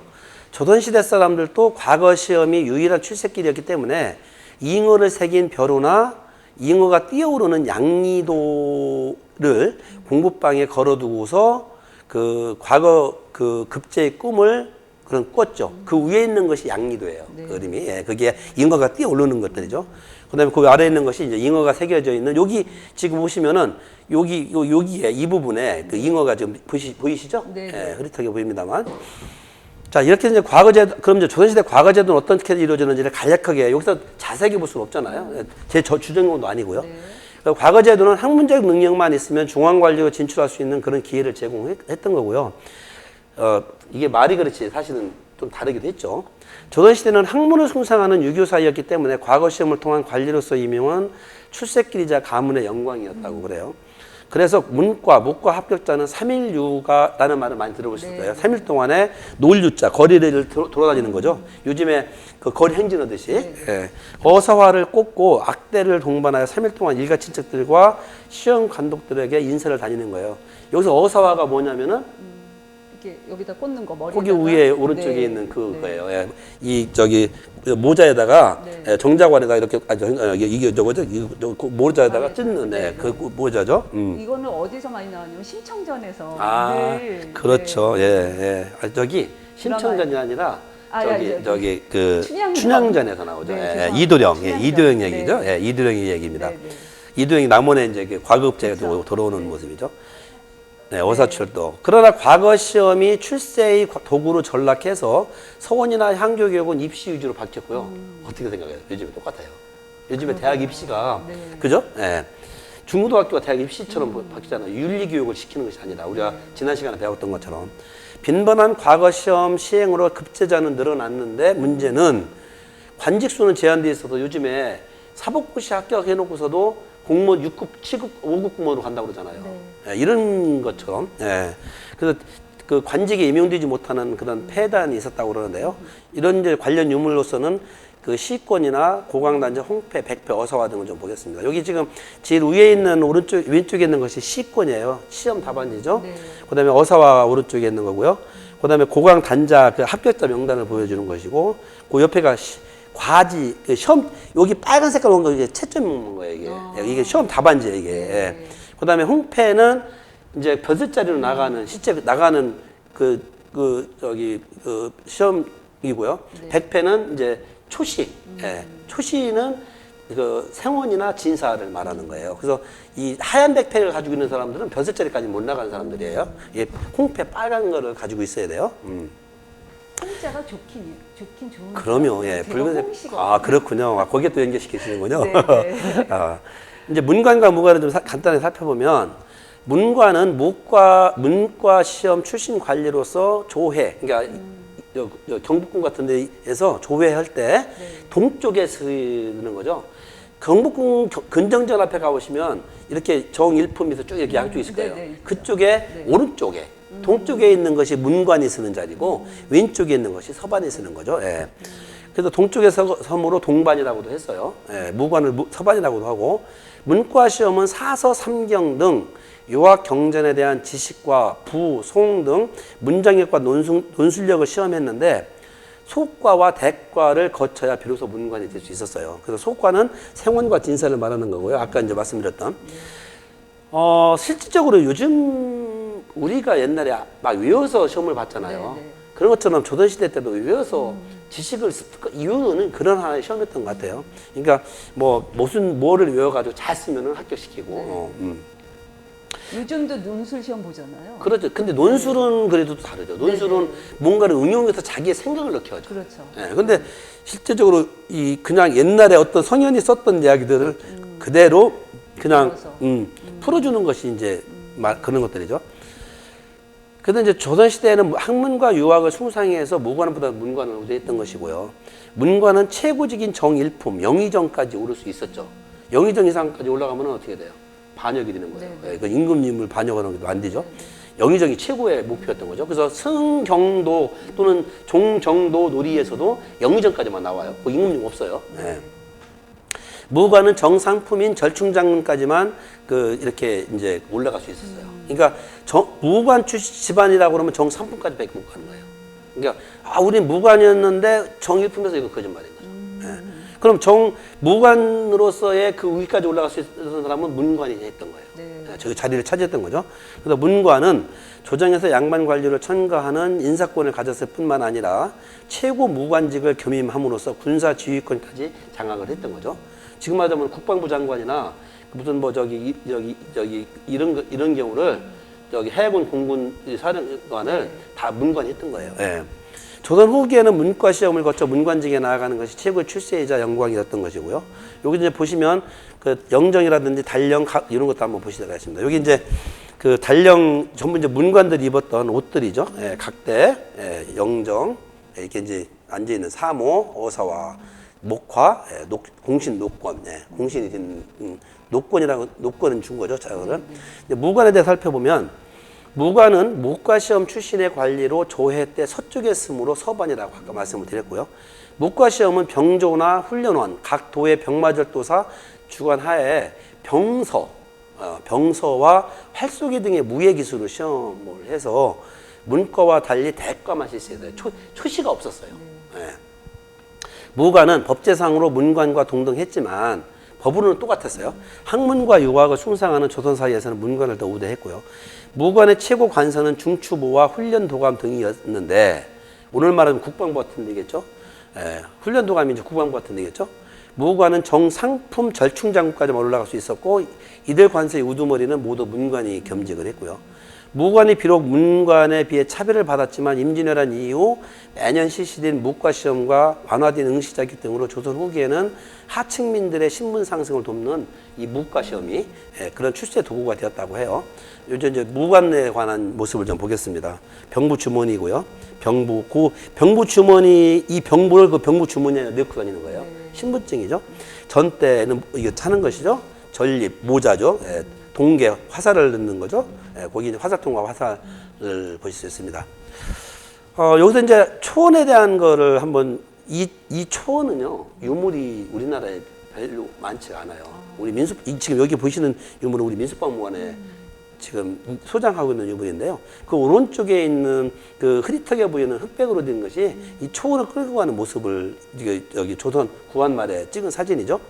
이 초원이라고 하는 것은 정 2품 이상의 관리가 타던 그런 수레예요. 오늘날로 말하면은 아주 고급 승용차. 예를 들면 대통령이나 국무총리 같은 사람들은 일반 차하고 좀 다르게 타잖아요. 방탄도 하고 이런 걸 말하는 거예요. 이걸 명거, 목마, 초거, 헌초라고도 하는데요. 초원은 가마와 비슷한 형태로 되어 있죠. 네. 바퀴가 달려 있습니다. 외바퀴가 달려 있어요. 그럼 외바퀴가 밑으로 달려 있다라고 하는 것은 그 집 대문간에는 무슨 대문일까요? 무슨 대문? 흙? 아니. 그러니까 문턱이 없을 것 같아요. 문턱이 없어요. 이게 문턱이 대문턱이 없어야 돼요. 그래서 가고 또 하나 특징은 소설 때문이 있어야 돼요. 높아야 되죠. 그래서 보통 저기 6사람에서 9사람 정도가 한 줄을 이루어서 움직인다고 하고요. 고위 관리의 위세를 상징하였던 초원은 좌석이 높게 올라 있어서 그 아까 말씀드렸다시피 초원을 타는 관리집에서는 소설 때문과 함께 문턱 없애는 것이 하나 기본적이었죠. 타고 들어가야 되니까. 요즘 좀 여러분들 좀 알아주셔야 될 게 이제 천인산, 천인산은 좀 알아주실 것 같아서 제가 천인산에 대한 설명을 좀 얘기했습니다. 천인산은 만인산이라고도 해요. 1만 만자 쓰기도 하죠. 이게 1천천자잖아요. 천 사람이 이름이 새겨진 우산인 거죠. 산은 우산이니까. 양산이죠. 1885년 11월에 유생 이덕연 등 124명의 진안 사람들이 현감 신영균의 공덕을 기리며 바친 일산이 바로 오른쪽에 있는 이 천인산인데요. 이 천인산은 사실 진품명품에서 1억이라고 하는 그 가격을 매겼던 유물이에요. 나왔던 유물이에요. 개인이 소장하고 있던 건데 이분이 1억이라는 유물 가치가 나왔음에도 불구하고 우리 민속박물관에 기증을 했어요. 상태가 참 좋아요. 근데 실제 이분은 여기 이 전공자 말에 의하면 실제로 공덕을 베풀었대요. 근데 이제 이 천인산이라는 게 대개는 조선 후기로 가면은 그 요즘 말하면은 요즘에 정치인들 보면은 약간 나쁜 정치인들 같은 경우는 막 공덕만 거짓을 만들어내잖아요. 똑같은 거예요. 그래서 지역 고을 사람들한테 나 했으니까 만들어내라고 강요를 해가지고서 받아내는 것이 많다고 그래요. 그래서 이 천인산 만인산은 천인산 있다고 우리 할아버지는 굉장히 훌륭하신 분이라고 잘못 얘기했다가는요 망신 나간다고 그래요. 그래서 근데 이분은 진정 그 정말 공덕을 베푸셨던 분이라고 하는데 비단의 각자의 이름을 아까 천인천자문과 똑같은 거예요. 천 사람이 쓰는 것처럼 자수를 놓았다 해서 수산이라고도 하고요. 전 고을 사람들의 사람의 이름을 세게 바친 일산이라고 해서 천인산 또는 만인산이라고도 합니다. 일산은 원래 수령이나 감사가 외직으로 나갈 때 햇볕을 가리는 의장이 하나였는데 조선 후기에는 송덕배와 함께 수령의 공덕을 기리는 기념품이 돼버린 거예요. 그래서 여기에는 모종의 그 나쁜 그 관리들이 여기 악행이 많이 들어있는 그런 하나의 유물이라고도 합니다. 네, 가슴 아픈 사연. 그렇죠. 뭐 다 그런 건 아니에요. 실제 원뜻은 그게 아니었는데 그래서 호도한 거죠. 잘못한 거죠.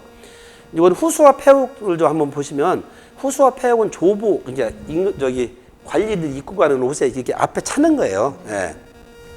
예복을 입을 때 뒤와 옆에 차는 의례적인 장식으로 흉배와 더불어 관직의 등급을 나타내요. 그래서 제가 일부러 이것은 좀 설명을 해야 될 것 같아서 후수는 관직의 위에 있는 게 후수예요. 빨갛게 된 게 후수는 관직에 따라 색채의 배합과 수의 무늬 거기에 매단 환 거기에 여기 보면 오른쪽에 보면 고리 같은 게 있잖아요. 바물 같은 게 달랐다고 하고요. 반면 폐옥은 관직에 따라 3품 이상은 청옥, 4품 이하는 백옥을 찾다고 그래요. 요거는 청옥이잖아요. 그러니까 요거는 3품 이상에. 그러나 후수나 폐옥은 후대로 오면서 품계 구별보다는 예복의 장식물로 좀 바뀌었다고 합니다. 자, 이제 풍류를 좀 살펴보면은요. 좀 제가 좀 빨리 가도 이해를 해 주시기 바랍니다. 마음이 급해서 그럽니다. 조선시대 양반 사대부들은 일상생활을 벗어나 자연 속에서 휴식을 하면서 재충전을 위한 풍류를 즐기는데요. 깊은 산속 초당에서 홀로 검은 굴을 어루만지며 시를 읽거나 친척 친구들과 경치 좋은 곳에서 정자 같은 곳에서 노래와 춤으로 친목을 다지고 판소리 검은 구 같은 악기 연주를 들으며 술을 마시거나 시를 주고받고 옛날 우리가 일반적으로 그 오른쪽에 보이는 그런 모습들이죠. 특히 바둑이나 장기를 두면서 신선 노름을 하는 것은 특히 양반의 특권으로 생각했죠. 예. 요즘에는 뭐 바둑이나 장기는 막 누구나 둘 수 있습니다만 특히 이제 산과들에서 투나 활쏘기 같은 경우를 하죠. 투는 무엇인지 아시죠? 그럼 항아리에다 집어던지는 놀이죠. 이제 그러면서 이제는 쌍육 같은 경우 이런 놀이들을 했죠. 뭐 여기 뭐 이 쌍육은 뭐 구체적으로 자세히 설명은 안 할게요. 예, 여기 그 주사위를 던져서 소위 말하는 체스와 같은 놀이잖아요. 네. 서양의 체스와 같은 놀이죠. 근데 우리는 체스에 더 익숙한요. 네. 이런 쌍육이 있음에도 불구하고 예. 실제로 고려 시대의 이규보의 시 등에도 나오고요. 예. 조선 시대 심수경의 견한잠록이나 해연 신운복의 풍속화 등에 많이 나오죠. 예. 그래서 주로 이 쌍육은 양반놀이라고 볼 수 있습니다. 예. 장기는 뭐 여러분들 더 잘 아시다시피 예. 뭐 이런 하나의 놀이들로 이루어지고요. 장기판이 굉장히 지금 여기에 지금 깨졌습니다만 제일 왼쪽 편에 있는 장기는 용무늬가 바닥에 새겨져 있는 거예요. 이게 흐릿하게 보이는 것이 이게 용무늬예요. 예. 쌍용이죠. 예. 이제 바둑 뭐 이렇게 좀 구체적으로 한번 보시고요. 아주 이 위에 보이시는 이런 바둑판 같은 경우는 굉장히 고급스럽죠. 예. 자개 여기 그 가죽으로 만든 에다가 용이 이렇게 그려져 있는 이런 모습이 보이죠. 이 제일 아래 사진은 할아버지와 아마 그 손자 정도가 이렇게 바둑을 두는 그런 모습이죠. 예. 예, 활쏘기에서 이거 깍지고요. 예. 요것이 이제 그 하나의 장치를 한 것이고, 예. 지금 여기 보이는 이 집 왼쪽에 있는 이게 활이에요. 이게 무슨 활이냐? 이것을 이렇게 반대로 접어요. 저도 이거 저기 그 황학정 그 인왕산에 가면은 옛날에 그 황학정이라고 활수로 터가 있거든요. 거기서 저도 좀 배웠거든요. 그래서 이거 굉장히 어려워요. 이거 활 재는 데는. 예. 예, 이런 모습들을 좀 볼 수 있습니다. 그러면서 이제 서화, 글씨와 그림을 그릴 줄 알아야 되죠. 예, 지금 거기 보이시는 이런 내용들은 전부 다 그런 거와 관련된 그런 내용들이에요. 이게 여기 연상이라든지 휴대용 문방, 요거 지금 두 번째 있는 것은 그 휴대용 두 번째, 세 번째 같은 건 휴대용이에요. 가지고 다니면서 문방구로 갖고 다니는 것들이죠. 예. 술병, 예, 찬압, 예, 요거 찬압이고요. 예, 이렇게 이제 글씨도 쓰고 또 그림도 그릴 수 있는 이런 것들이죠. 인생에 있어서 풍류가 빠지면 안 되죠. 안 되죠. 예. 사실 풍류라고 하는 용어를 그 박물관에서 공식적으로 쓴 것은 우리 민속박물관 처음이에요. 예, 풍류라는 말이 그렇게 오래된 말이 아니에요. 예, 원래 있었음에도 불구하고요. 그래서 요즘에는 이제 풍류라는 말 많이 쓰고 있습니다만, 이제 우리가 육식갑자 한 바퀴 도죠. 그래서 해갑을 간단하게 살펴보겠습니다. 해갑은 갑으로 돌아왔다는 의미죠. 육식갑자죠. 자축, 인묘, 진사오미, 신유술에 갑을병정, 무기경신임계. 그래서 10간 12지를 합치면은 60이잖아요. 그게 이제 다시 들어오는 거죠. 예. 예를 들면 제가 이민년생인데 이민년생이면은 내년에가 이민년생이에요. 예. 이민년생이 60년 전에 왔고 지금 다시 오는 거예요. 1962년 지금 다시 오는 거예요. 예. 그게 이제 육식갑자죠. 그 주갑, 한갑, 해갑이라고도 하고요. 지금 이제 제가 오른쪽에 사진을 놨는데 아래에 있는 것은 해갑상이잖아요. 이렇게 해갑상을 잘 차리죠.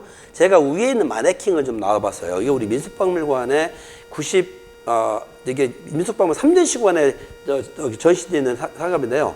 지금 자세히 안 볼지 모르지만 여기 할아버지 할머니는 오늘날 우리의 모습과 어떤가요? 많이 늙어 보이죠?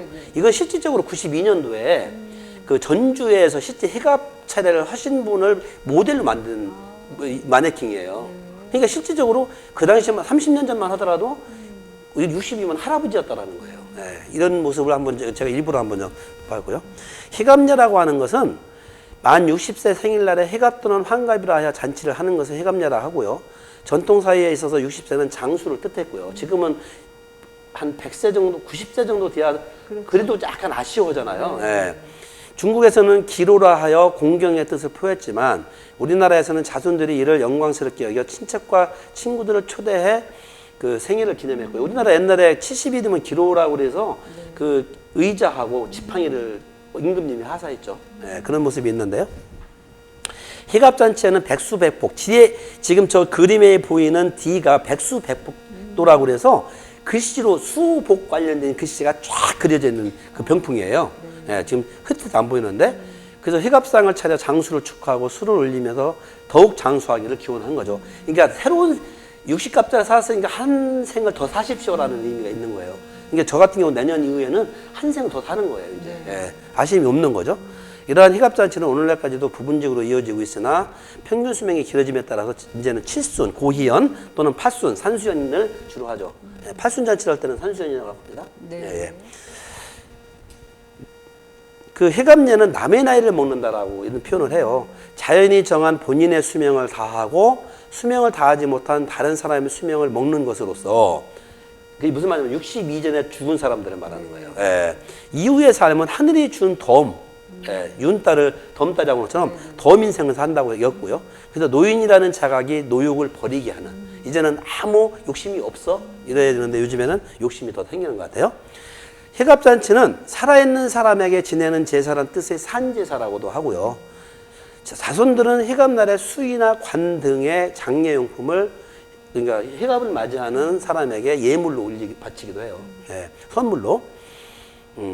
이제 그 미래를 예측하는 거죠. 자손들은 해갑 이전에 드는 윤년에 부모님 수의를 미리 준비해 놓기도 하고요. 집안에 따라 오칠한 관도 마련하고 가묘도 써놓죠. 지금도 아마 가묘를 써놓는 분들이 가끔 있어요. 어르신들은. 네. 우리 홍 박사님은 가묘 쓴다고 생각하면 어때요? 뭐 괜찮습니다. 괜찮아요? 네. 역시 중매 결혼을 해서 그런가 봐. 저는 제가 민속을 해도 가묘 쓴다고 그러면 저거 내 무덤이라고 저는 약간 좀 막 막 그럴 것 같아요. 네. 아니 저희는 미리 해놨어요. 아, 다. 그래요? 네네. 부모님도 다 해놓으시고. 홍 박사님까지? 네, 저희까지 다 해놨어요. 들어갈 자도 다 많이 해놓으셨네. 아이고 좋겠다. 네. 예. 지금 위에 옆에 보면 사진은 남자 수의, 여자 수의다 있는데 요즘 수의처 안 보이죠? 네. 요즘 수의는 배죠. 네. 이게 원래는 이런 수의였어요. 예, 원래 평상시 입고 갔던 이게 좋은 것을 입어죠. 삼배로 하는 것은 일제강점 이후로 사실은 삼배 옷을 입는 것은 누가 입어야 돼요? 상주가 입어야 돼요. 제의를 지은 부모님이 돌아가시게 만든 제인인 상주들이 입는 것이 맞는 거죠. 예, 요즘 바뀌었죠. 해갑잔치를 하게 되는데요. 자식들이 형편에 맞게 준비해서 한갑자가 살았으니까 일가 친척이나 친지들을 초대해서 우리 어르신 이렇게 우리 부모님 이렇게 오래 사셨으니까 축하해 주세요라고 하는 것들이죠. 그럼 이제 손님들은 각자 형편에 맞춰 선물을 준비했는데 혹시 옛날에 해갑잔치 가보셨나요? 네, 그렇죠. 그때 뭐 갖고 혹시 어른들이 부모님들이 뭐 가지고 가셨는지 뭐 가져가셨? 안 갖고 왔어요? 요즘엔 해갑잔치가 돈이 치고지. 네. 예, 근데 예전에는요, 저 어렸을 때 보면은 달걀을 많이 갖고 왔던 것 같아요. 계란. 꾸러미를 이렇게 집으로 끓여가지고 10개. 예. 선물로. 예. 그랬어요. 예. 뭐 그런 것도 아니면 버섯. 뭐 이런 것들. 예. 조금 더 하면 이제 옷 같은 거. 예. 1960, 70년대는 계란이나 국수, 잡채, 술, 담배, 양말, 비누, 이불, 옷, 녹그릇 등을 이렇게 준비했고요. 집안 형편이 어렵거나 우환이 발생, 자식의 그 부모보다 앞서서 이제 부모보다 먼저 죽었을 때는 희갑잔치를 하지 않고요. 예. 미망인의 경우에는 먼저 간 남편에게 민망하다 해서 희갑잔치 치르는 것을 금지했대요. 그러니까 남편이 먼저 죽어버리면 여기 민망하다 해가지고 그래서 안 하는 거죠. 예. 근데 예전에는 남편이 거의 다 많이 죽지 않나요? 미리? 그럴 수도 있죠. 예. 네. 3년 그게 이제 성리학이라고 하는 것이 완전히 되면서 유교의 문화 영향이라고 보시면 돼요. 3년상이 끝나지 않아 집안에 그 고연을 아직 모시고 있어도 해갑잔치는 안 하죠. 그러니까 어른에 대한 효가 더 중요했던 거죠. 그 오른쪽에 보이는 것들은 해갑잔치하는 모습을 여기 사진으로 찍은 거고요. 해갑상이라고 하는 것은 부모님의 해갑을 맞이해서 자식들이 그 은혜에 감사해 장수를 기원한 뜻에서 치르는 상이잖아요. 그렇기 때문에 효성을 나타내야 돼요. 그래서 밤, 대추, 잣, 호도, 은행, 강정, 다식, 약과 등을 저기 보시다시피 굉장히 높게 싸죠. 그 다음에 숫자와 희자를 이렇게 써놓죠. 이거를 고인다고 그러는데, 저거를 저기 그 해갑상을 고인다고 그러는데, 저거 고이는 거 아무나 못해요. 시골에 이거 요즘에는 다 저기 모형 사다 쓰잖아요. 그렇죠. 옛날에는 실제 다락에서 어른들이 마을에서 다 못해요. 이 고이는 사람이 따로 있었어요. 우리 아버지가 이 고임을 잘하셨는데 이거를 딱 이게 떨어지잖아요. 네, 그거 잘 고여야 돼요. 네. 이거 제가 전문입니다. 그래요? 이거 고일 줄 아세요? 네. 그러니까 이렇게 뭐 송편 같은 것도 이렇게 별일이야? 예쁘게 예. 이렇게 올려놔야 되거든요. 근데 제가 그런 걸 잘 알고. 근데 여기는 이게 지금 밤이나 대추 같은 거를 원형으로 똑 올리잖아요. 아니, 그러니까 이렇게 이렇게 묻으시죠? 네, 아, 이렇게 깜짝 놀랐네. 예, 예. 네. 아무튼 이제 희갑상이라고 하는 건 살아있는 사람을 위한 잔치이기 때문에 제사상과는 달리 남자는 동쪽에. 그러니까 그 남자 여우가 죽은 사람에게는 반대예요. 네. 그건 아마 여러분 다 아실 거예요. 네. 여자는 서쪽에 앉고요. 희갑상 앞에는 술과 술잔이 놓인 헌주상을 따로 놓고 자손들과 친척들이 연령순으로 잔을 올리고 큰 절로 건강과 장수를 기원하죠. 그 아래에 있는 것이 이게 백수대폭도예요. 네, 네, 이게. 자, 헌수라고 하는 것은 희갑상 앞에 앉아서 저기 자손들이 올리는 술과 절을 차례로 받는 것을 헌수라고 그래요. 이는 장수를 비는 술이라는 그런 의미가 있죠. 예. 부모님 중 한 분이 돌아가셨다면 고인에게 먼저 헌수를 바치고요. 절은 산 사람에게 올리는 단배가 아닌 조상에게, 아까 산제사라고 했잖아요. 네. 그래서 재배를 하고요. 해갑상만큼은 일반적으로 저기 명절 때 할 때인데 세배할 때는 한 번만 하잖아요. 네, 네. 근데 죽은 사람 제사 지을 때만 두 번 하잖아요. 네. 근데 여기서도 두 번 한다는 얘기예요. 해갑주는 이미 조상 가까이 있다고 여기기 때문에 그래요. 자손들과 친척, 친지들의 헌수가 끝나면 한바탕 영웅이 베풀어지죠. 그 밑에 재미있게 넣어죠. 네. 이거 중국의 조선족들 모습을 찍은 거예요. 지금도 이렇게 놀고 있죠. 사실 저희 아버지 해갑 때, 한 31년 전이죠. 그때 이 찍은 사진을 제가 좀 안치라고 했었는데 제가 스캔을 안 받아놨더라고요. 네, 그래서 그냥 이걸 올렸습니다. 자, 이제 희갑을 치렀으면 병이 들 수 있어요. 나이가 먹었으니까. 그래서 이제 마지막으로 치유를 한번 보고 오늘 강의를 마치겠습니다. 그 조선시대에는 병이 들거나 몸이 허약해지면 한약방에서 치료를 하게 되죠. 오늘날에는 병원을 가게 되죠. 예. 일반 의원에 가다가 안 되면 종합병원으로 가게 되죠. 한약방에서는 주로 중국 의학서를 참고하였지만 허준의 동의보감이 보급되면서 병의 증상에 따라 침이나 뜸을 뜨고 약재를 조제해서 병을 치료하는데요. 사실 저희 민속박물관에서 얼마 전에 한 달, 좀 넘었어요. 한 2달 정도 됐나요? 한약방이라고 하는 책이 나왔어요. 전국 조사를 했는데요. 지금 이 한의사들이, 한약사들이 앞으로 한 20년 정도 되면 거의 우리나라에서 사라질 위기에 있어요. 이분들의 업적은 한의 경희대라든지 이런 한의학과를 만들었는데 지금 그분들은 한의사한테도 이렇게 약간 이게 소외당하는 그런 모습인데요. 사실 우리가 한방에서 한약방이 없었다고 한다면 우리는 어떻게 살아왔게 되는 거예요. 동양의학은 굉장히 중요한 의미를 갖고 있어요. 그래서 제가 일부러 이 내용을 좀 넣습니다. 1696년 선조 29년에 임금의 명을 받아서 1610년에 허준이 완성한 의학 서적이 바로 동의보감인 거죠. 25권 26책으로 구성되어 있고요. 동의보감은 지금까지도 대표적인 현대의학에서도 하나의 지침서로 쓰잖아요. 이것은 2009년도에 유네스코 세계 기록유산으로 지정이 됐는데요. 아무튼 그러나 한방으로도 낫지 않을 때는 구치나 주술 같은 초자연적인 힘에 의지해서 병을 예방하거나 치료하고자 했죠. 지금도 사실 그렇잖아요. 죽을 병 걸려버리면 하다 안 되면 그냥 굿도 하고 별짓 다 하잖아요. 한편 예측할 수 없는 미래의 일이나 불안한 마음은 부적이나 점을 통해서 의원을 삼았는데 한약방부터 좀 살펴보면 한약방은 의원이 약물과 침을 놔서 환자를 치료하는 의원 겸 요즘에 한의원 겸 한약방을 말하는 거죠. 조선시대에는 중국의 의학서를 수용하기도 했지만 향약 집성방과 동의보감이 편찬되면서 민간에까지 널리 보급이 됐고요. 사실 동의보감은 굉장히 중요한 의미를 갖고 있죠. 침구술에도 사람의 체질을 4가지로 이게 사상체질 의학, 지금도 이 사상체질 의학은 굉장히 중요해요. 그래서 사상체질에 의해 따라서 침이라든지 모든 게 다르게 맞이죠. 아마 한의사도 이게 달라요. 그래서 이제 거기 보시면 한약방에 우리 민속박물관 한약방 전시관의 모습을 연출하는 모습이고요. 동의보감의 모습이고 여기 이제 약저울이라든지 약틀이라든지 약연, 이게 약연이에요. 두 번째 게 이런 모습을 보실 수 있습니다. 지금 여기서 보면 약저울 그냥 스킵하면서 보겠습니다. 그게 약연, 한약을 가는 거죠. 거기 배 같은 데다가 넣고 이렇게 왔다 갔다 하면 가는 거죠.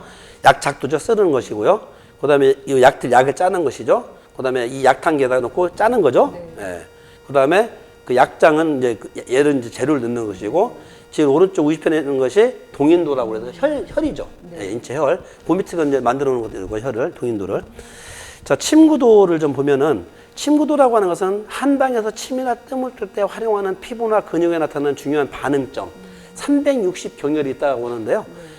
이 반응점을 연결한 경로, 14경락을 그린 인체도라고 말하시면 아까 그 동인도 같은 걸 말하는 거예요. 그래서 그 2층은 경락도, 경력도, 명당도라고 한방에서는 인체 5장 6부가 있어서 기능이 서로 조화되면 건강하지만 이거 사실 맞는 얘기잖아요. 네, 네. 한쪽만 어그러져도 아프잖아요. 조화가 흐트러지면 병에 걸려서 증세가 나타난다고 여겼고 그래서 각 경락에 혈을 우리가 침을 놓는 것도 혈을 틀어준다고 하잖아요. 네. 저도 사실은 이 손가락이 자전거 타다 살짝 다쳤어요. 네. 부러지지 않았더라고요. 엑스레이 찍어봤더니. 근데 이게 한 4개월 지났는데도 누르면 아파요. 그래서 지난주 엊그저께 한 3일 전에 제가 한의원 가서 침을 맞았는데 뭐 조금 나은 것 같긴 한데요. 예. 아침만 되면 이게 혈이 왜냐면 혈이 어혈된다라고 하잖아요. 아마 그런 것 같아요. 그 이제 그런 혈의 흐름들을 잘 풀어주는 거죠. 예. 이게 이제 뭐 이때 침구 요결이라고 그래서 관련된 침을 놓는 그 책이고요. 이게 침통이고요. 이게 침이잖아요. 여기 이런 것들을 볼 수 있습니다. 자, 이게 이제 한약방에서 안 된다고 그러면은 이제 이제 무당이나 이런 것도 가야 되는데 이 무 속에 있어서 가장 그 병굿으로서 중요한 것이 호국굿이에요. 호국골이라고 하는 것은 천연도와 홍역이를 의미해요. 특별한 치료법이 어떤 조선시대에 굉장히 두려움이 대상이었죠. 대개 천연도와 홍역 때문에 많은 아이들이 어렸을 때 죽는 겁니다. 예, 그래서 우리가 평균 연령이 30이 안 되는 거예요. 예. 퇴치법으로서는 개인은 무당을 불러서 벼상굿이나 호구굿을 했고요. 마을에서는 마마배상굿을 했는데 오른쪽에 보이시는 그 사진이 영정 같은 것이 호구부인 호구부인 그림이에요. 호구굿이라고 하는 것은 홍역을 주관하는 그런 호구부인이고요. 호구보라 부른 홍치마로 얼굴을 가린 채 등장을 해요. 홍역으로 얼근, 홍역을 곰보라고 하잖아요. 네, 그것을 말하는 거죠.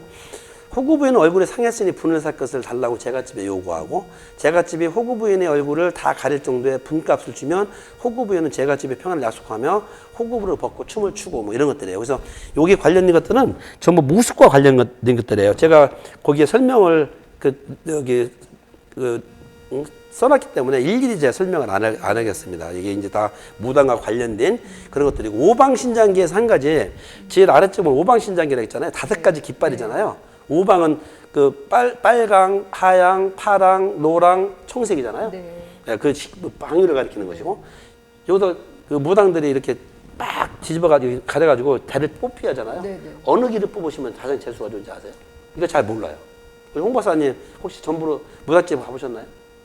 안 가보셨을 것 같은데? 무당집은 안 가봤는데요. 제가 이거 하는 거를 봤어요. 근데 무슨 색깔을 뽑아야 제일 좋다고 그래요? 파란색? 파란색? 제일 좋은 건 빨강이에요. 그래요. 빨간색이에요. 네, 예. 네.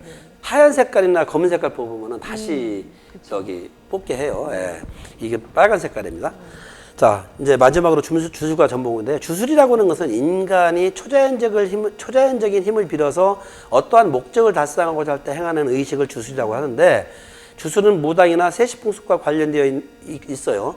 주로 병을 예방하거나 치료하기 위한 목적이 많고요. 귀신이나 재앙을 쫓고 복을 부르기 위해서 부적을 써붙이거나 또는 몸에 지니고 다니기도 하죠. 지금 위에 보이시는 사진이 요즘에도 사실은 특히 젊은 사람들이 점을 많이 보더라고요. 특히 타로점을 많이 보더라고요. 예, 타로점 요즘에 뭐 많다고 그러는데 그 관상도 보고요.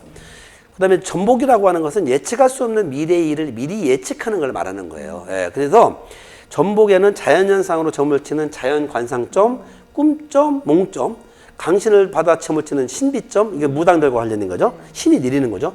윷놀이, 유점, 예. 그다음에 거북이나 점통의 내용으로 점을 치는 작괴점, 이런 점들이 있어요. 사람의 외모를 보고 그 사람의 인생을 판단하는 관상, 그 위에는 관상이죠. 얼굴 보고 저도 관상을 조금은 느낌으로 알 수 있는데, 홍 박사님 같은 경우도 관상학을 볼 때는 신기가 좀 많지 않나. 저 많아요. 신기가 많은 것 같아요. 예. 근데 예전에 직업을 하면 아마 제가 무당이었을 것 같아요. 그렇죠. 예. 아니 지금도 뭐 예전에 지금도 이제 다만 그 신기가 조금 부족해서 무당이 안 되신 거예요. 예. 기분 나쁘세요? 아니요.